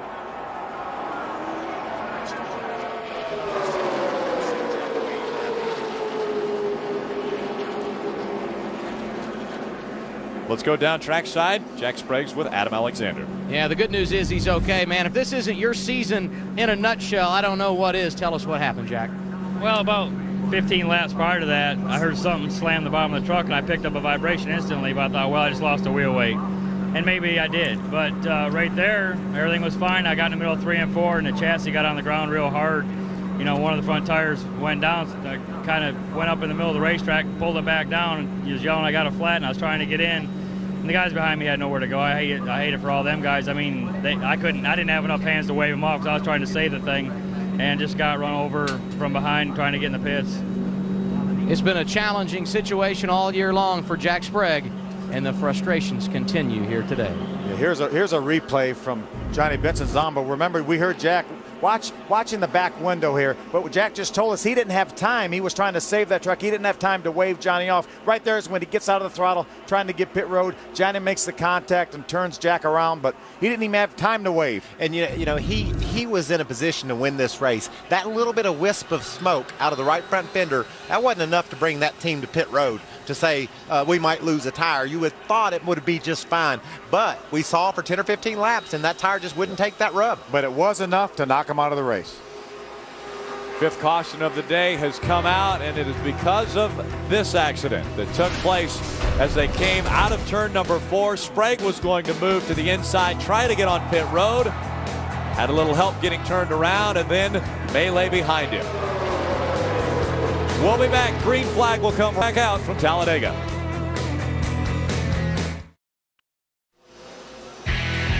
Welcome back. Still under caution here at Talladega Superspeedway. It was the 5th caution of the day, coming out on lap 74 of a 94-lap race.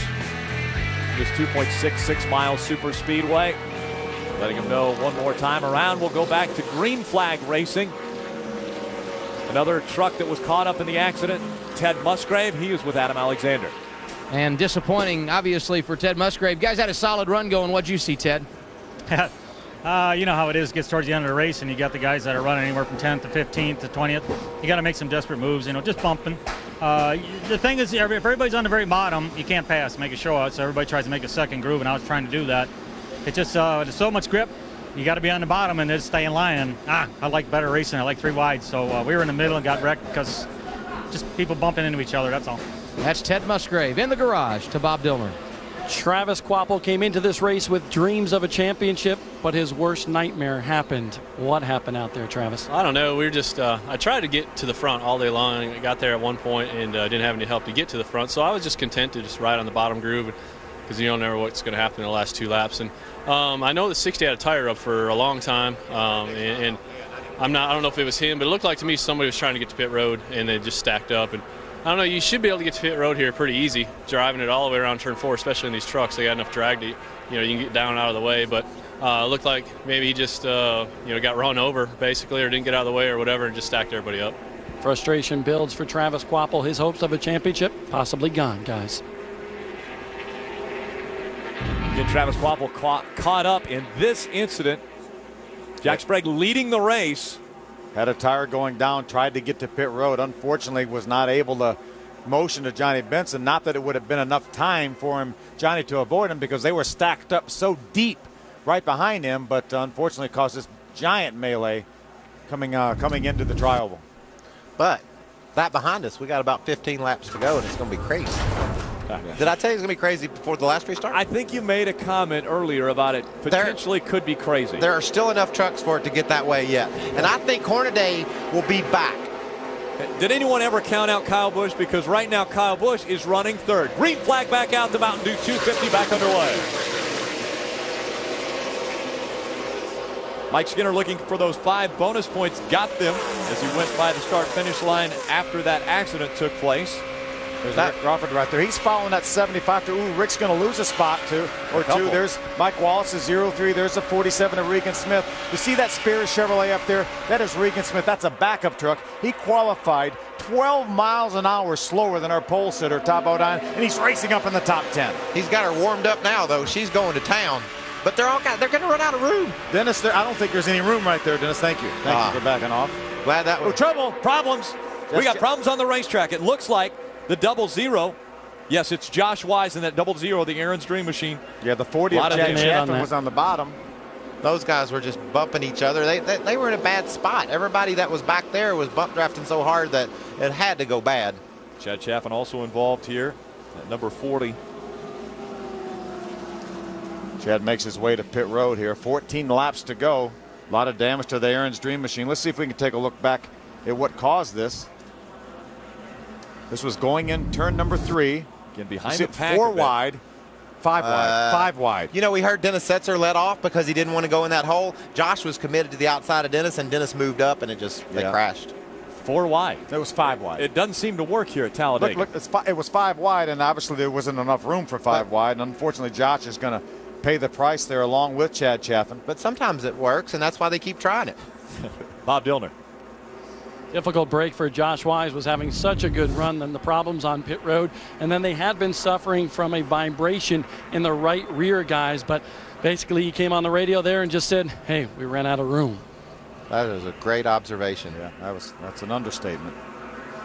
But again, hey, we're 14 laps to go in this race, and people are battling for position all over the racetrack. The guy running 15th wants to be 14th or 13th. The guys up front want to gain positions. Now, Michael, with these 2 trucks, a little bit hobbled, are there still enough trucks for it to get crazy? Yes.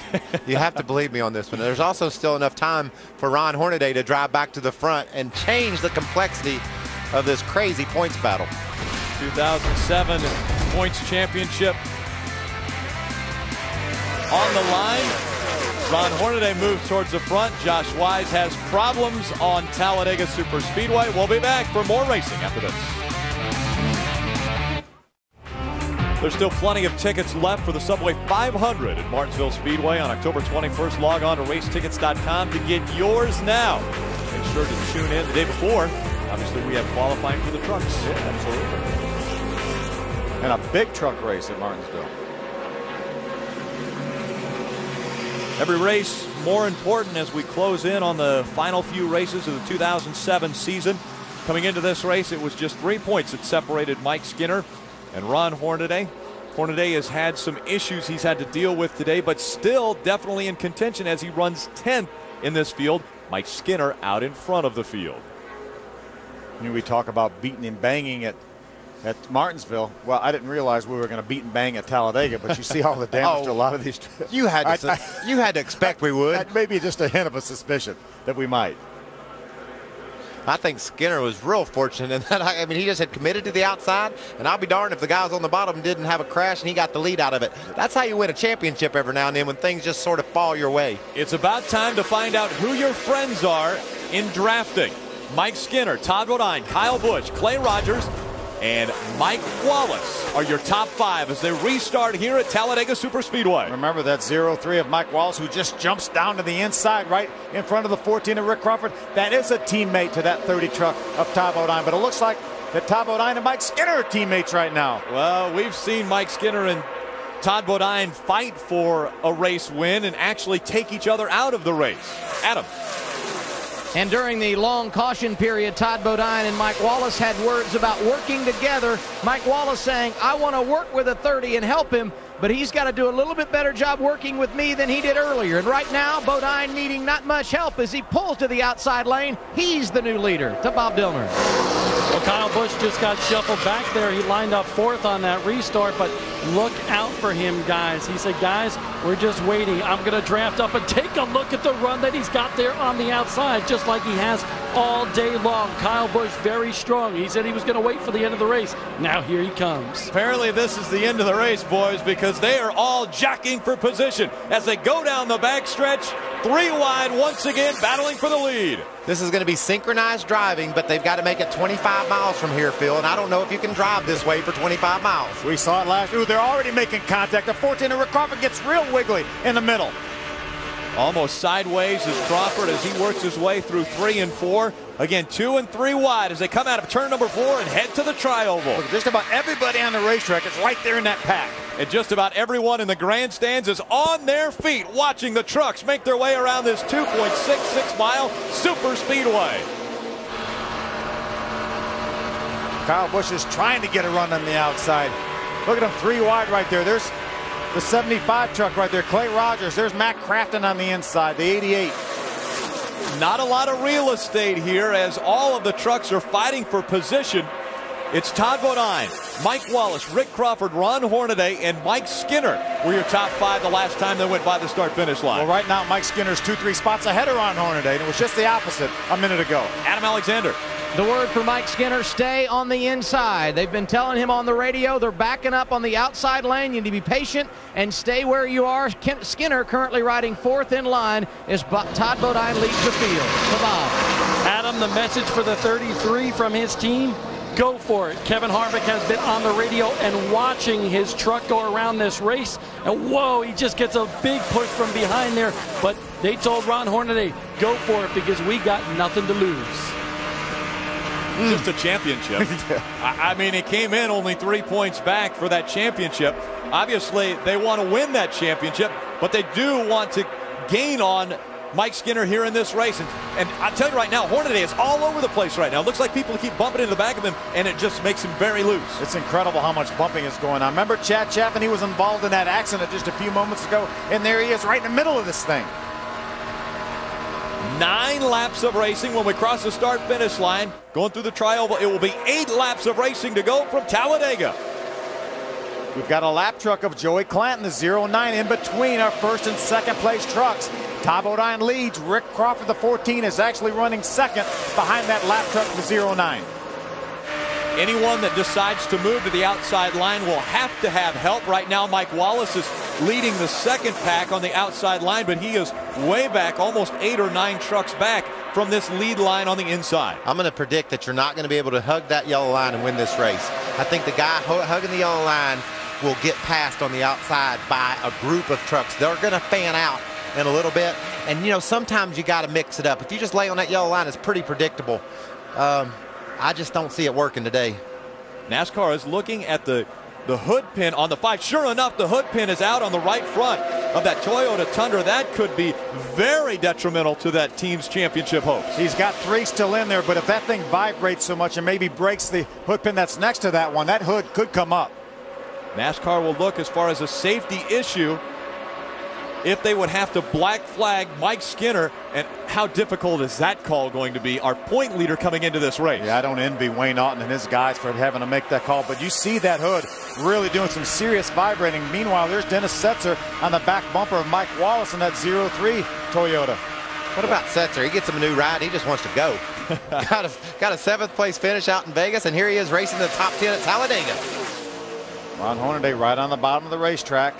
He's back about the 8th, 9th position. It changes every lap, so every 3 seconds. There he is on left of our screen right there. Through the tri-oval, the second line now beginning to move. Well, there's Willie Allen on the inside, the 13 truck.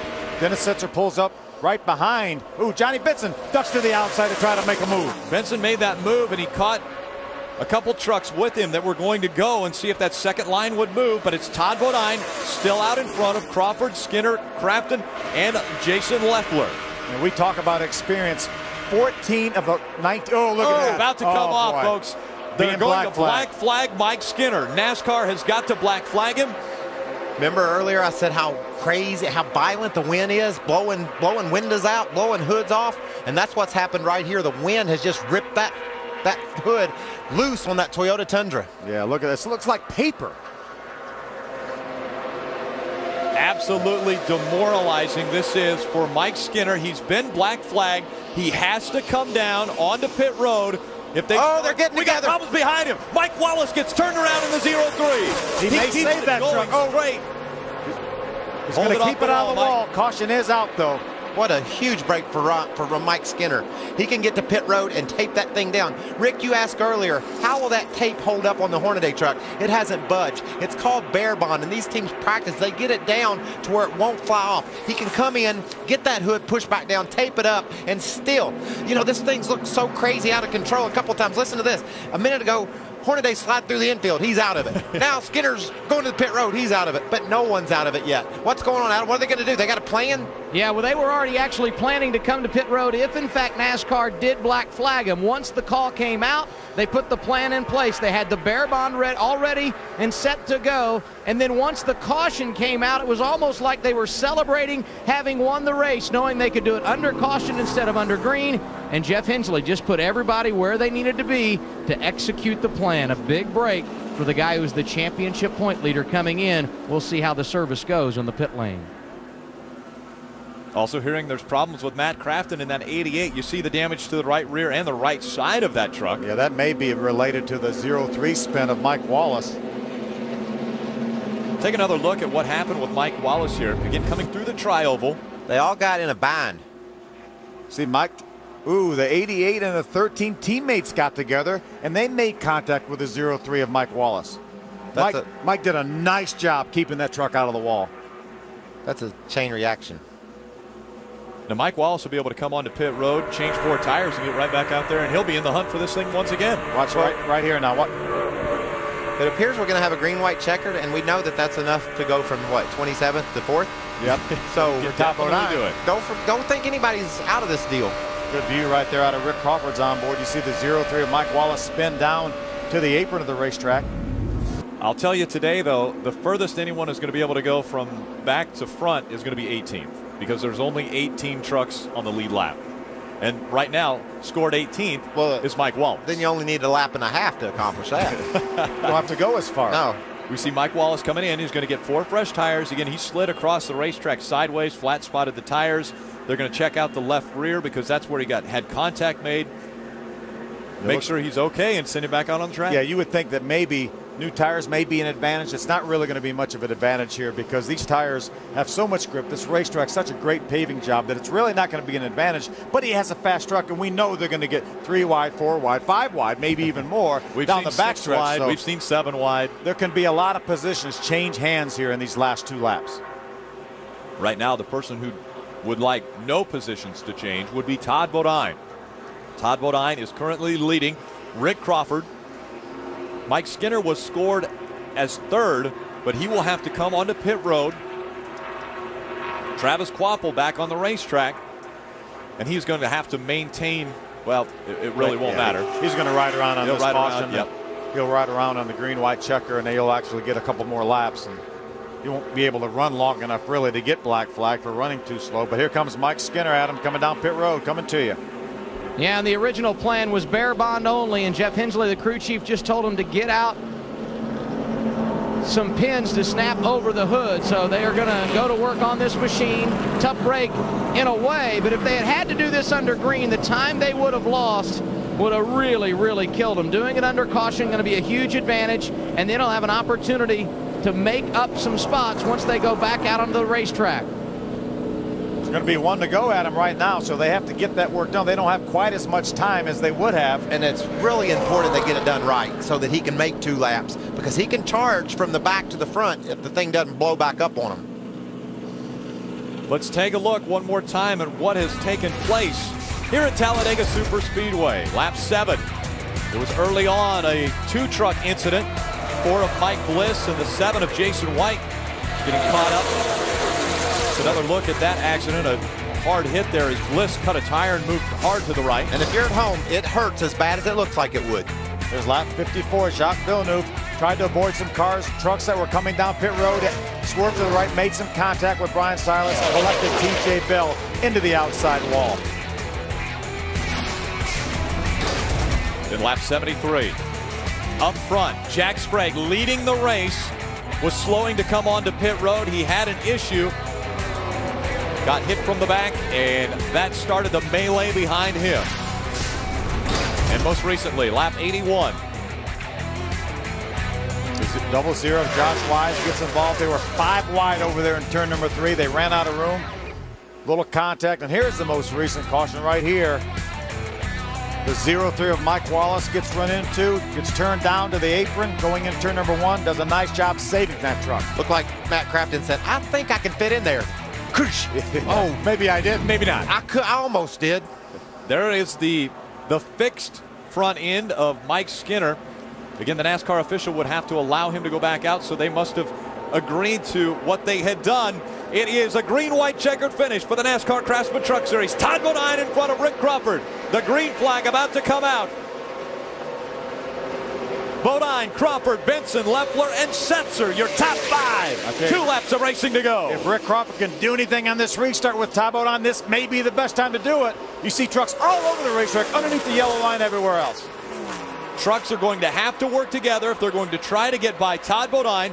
Rick Crawford will have to have help from Johnny Benson. Can he get help from another manufacturer? We're going to find out very soon. We restarted this race as they completed lap number 92, so we only have 2 laps of racing, but this is not considered a green-white checker, so if something happens, we still could have a green-white checker. It is a green-white checker, but it's not our last green-white checker if something goes wrong. May not be. But if they get back here to this white flag, it's official, and these guys are going to flare out. I'm telling you, they're going to get on the outside of Todd Bodine. He can't ride around on the bottom and win this race. There's not enough patience back there. There's so much difference between winning and finishing second. Through the tri-oval, across the start-finish line. White flag in the air. 2.66 miles remain. Bodine in front of Crawford. There's Kyle Busch. He jumps to the outside. He's going to try to make something happen, and nobody is going with him. Nobody goes with Kyle Busch as he moves to the outside. Will they try to make the move coming out of 2? Will they fan out and see if they can get by Todd Bodine?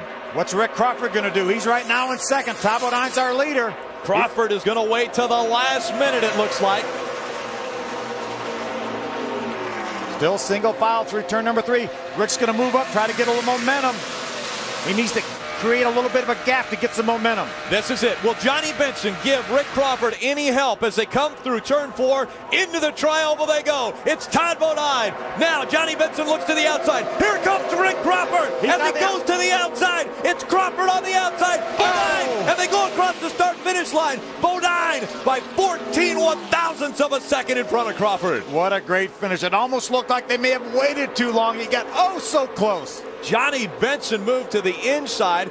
They do not like to cross the start-finish line 1 and 2 wide on these super speedways. 3 wide is the way to go. Great job. That was crazy. Ready, you guys are awesome. This is what it's all about right here, boys. Enjoy it for a little bit because we got to go get ready to go to New Smyrna and Martinsville. Mike Hillman Jr. there saying, hey, nice job, guys, but don't celebrate too long. We've got to worry about the next race. He tried to stay dead on that bottom, but Johnny Benson said, I'm going to move you over. He won the race by staying on the bottom. But what a great finish. These guys fan out, but they don't fan out to what might have been just a little too late. Johnny jumps to the inside. Todd leaves him a little bit of room. Here comes Rick Crawford on the outside. 3 wide at the start-finish line. This is getting to be old hat for the Truck Series. But you don't know how it's all going to work. You don't know how they're going to get to that point, but they always seem to get that way. Let's ride along with Rick Crawford. He jumps to the outside. Remember, Johnny Benson is over there on the inside. Rick says, maybe I got him. Is somebody behind me to help me push me? Oh, just so close. 14 one-thousandths of a second when they went across the start-finish line. Yeah. Todd Bodine about to celebrate once again in 2007. This is win number 2 for him. Take a look at our Fastenal fast finish. We go to break. Todd Bodine, Crawford, Benson, Leffler, and Setzer, your top 5. We'll be back for Victory Lane after this. Welcome back. The fans saw another fantastic finish for the NASCAR Craftsman Truck Series, and they're all catching their breath right now as they head out of the grandstands. Let's take another look at how this one ended. Well, we knew that they weren't going to just follow each other to the start-finish line. Rick jumps to the outside there. Johnny jumps to the inside. Jason was going to go through the grass. I think what Johnny was waiting for was for Rick to make his jump so he could go with Rick and then make it 3 wide to the outside. Johnny finally got to the point where he said, well, darn it, you're not going to go soon enough. I got to go the other way. Here comes Jason. Take a look at this. This is slow motion as they come up to the start-finish line. How close it is. 14 one-thousandths of a second separate these 2 trucks. You have to have a pusher, it seems, to complete the deal. And no one ever went with Rick. Johnny was waiting. Rick waited. With just a little bit of help, I think Rick Crawford might have done something. He had no help, and he got up within 14 one-thousandths of a second. With any help at all. Adam Alexander's with him. Let's ask. And Todd Bodine climbing from the race truck, checkered flag in hand for the 12th time in his career. Todd Bodine, a winner in the NASCAR Craftsman Truck Series.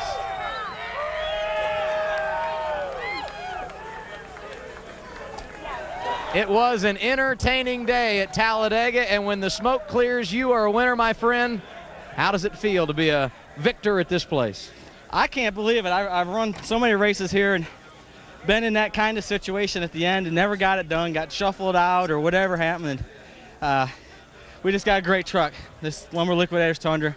These guys built this thing. It's awesome. I mean, pole, win the race. I'm just a lucky guy driving. How concerned were you on that last restart? Some pretty good ones behind you. Yeah, I knew Rick really had a good truck. He was kind of sandbagging all day, but I knew he had a good truck, and I didn't know when he was going to make the move. He made it at the right time. He just didn't have anybody go with him. The crew had to wait a while. How long was it for you before you knew you had won this race? I knew when we crossed the start-finish line. I was looking over to see if I could see Rick's front end, and it wasn't there. I knew it. A pole yesterday, a win today. Todd Bodine in victory lane, winning the Mountain Dew 250 at Talladega. Bob? And you know what, Adam? It looked like a finish from a few years ago where Rick Crawford was side by side with a couple of other trucks, but that was Daytona, and that was a race that Rick Crawford won. How about this one? Oh, so close, Rick. It was close. Been on both sides now. I'm one pulling a move off like that, and I run second pulling a move off like that. Talladega is just a little bit different for the Ford Power Stroke Diesel by International, and this Ford F-150. We needed to make that move late in the tri-oval and did to slingshot around him, but missed it by about 4 feet. And congratulations to Todd Bodine, great racer. Should have won here last year, and maybe got what he deserved today by winning. And we had a great run today. My hat's off to Cowboy Stall and everybody. What a great race here in Alabama, my home state, for the Speed Channel. How about that? Hey, were you looking for Johnny Benson to pull out sooner to try to get a push from him? Nah, Johnny's going to help Todd or try to beat Todd. So I knew I was home alone, and but you know, what a great day. I was actually looking for John Roberts because I thought we was going to win. I'd be on the show in the morning. So, but anyway, second ain't too bad. Second ain't too bad, and another exciting Craftsman Truck Series finish on Speed. Well, here's what Johnny Benson saw. Now, he was looking at the back bumper of Todd Bodine and decided, well, no, I'm going to make this 3 wide. And he's also looking out the mirror and saw Jason Leffler's trying to climb up underneath of him. I guarantee you, Johnny thought Rick would have gone a little bit sooner and he'd have been on his bumper. 3 wide once again in the NASCAR Craftsman Truck Series. This time it's at Talladega Superspeedway. 14 1/1000ths of a second. The NASCAR Craftsman Truck Series on Speed is brought to you by Toyota. Moving forward. By the official tools of NASCAR, Craftsman, and by Aaron's Sales and Lease Ownership. Nobody beats Aaron's. Nobody. Let's go down to Bob Dillner. Well, take a look at this, guys. This truck right here looks like it just ran Martinsville or Bristol, not Talladega. This is the front end of Johnny Benson's truck, and part of the reason why maybe you couldn't have tried to pull out and pass those top 2, right? Yeah, that's not from bump drafting. That's just when Sprague blew up. But I mean, our Toyota certified used vehicle Tundra is pretty good, and Trip Bruce and guys did a great job. And right there at the end, I was like, when they did that one restart, I was like, guys, this thing will not move. I said, we need to do something. So we came in, didn't really want to do it with 1 to go, but Trip said he could get it fixed, so we put a bunch of tape on it. Most of it didn't stay, but I pretty much had to stay in line until that last little bit. I'm sure the 14 wasn't going to go early. I couldn't go early. I didn't have anybody strong enough to push this thing right at the moment. So I just waited till the end. It would have been cool to be able to get by Todd, but just a little bit short. Ended up 3rd, but it had to be a great race for the fans for sure. It doesn't look good, Adam, but you know what? Good enough for a 3rd place finish for Johnny Benson. It wasn't exactly picture perfect for this guy, Ron Hornaday, either, but his 18th top 10 of the year. You've got the points lead back. Talk about your wild day, another top 10. It was wild. I didn't know if I was going to run to the back or in the front, but I tell you, all the guys are great on this Camping World Chevrolet. It's so awesome to drive something like this. I would just get more upset at the guys on the outside. If they wanted the inside lane, they should have stayed there. They just kept crowding you down and getting you onto the yellow, and you kept hitting your balance and going up there and running the side of them. So my truck's more tore up on the sides than it is anywhere else. It's because the guys want to run you down. But unbelievable. Man, it's good. I got to thank Kevin Delaney and everybody just giving me an opportunity. And we got Tanner on the side. She passed away a week ago, and we got her on the side. So everything's cool. I mean, we're having fun. 5 races to go, and unofficially, Ron Hornaday, your point leader by 14 over Mike Skinner, guys. Yeah, let's take a look at those points now.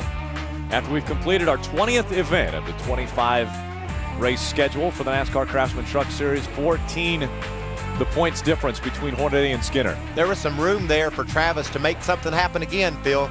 You know, if he hadn't had the trouble he had, he could have won this race or finished in the top 2 or 3. He'd have had that thing within working margin. I think we have to pretty much count him out now. But let's take a look at this finish again. You see Rick Crawford jumps to the outside of Todd Bodine. Johnny Benson jumps to the inside. They come across 3 wide again here at Talladega. And Jason Leffler running 4th right on the back bumper of Todd Bodine.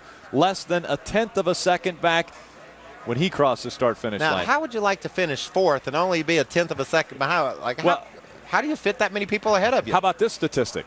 The separation that we have had here at Talladega is the closest margin of victory we've had all year long, and this is the biggest racetrack we go to. How do you do that?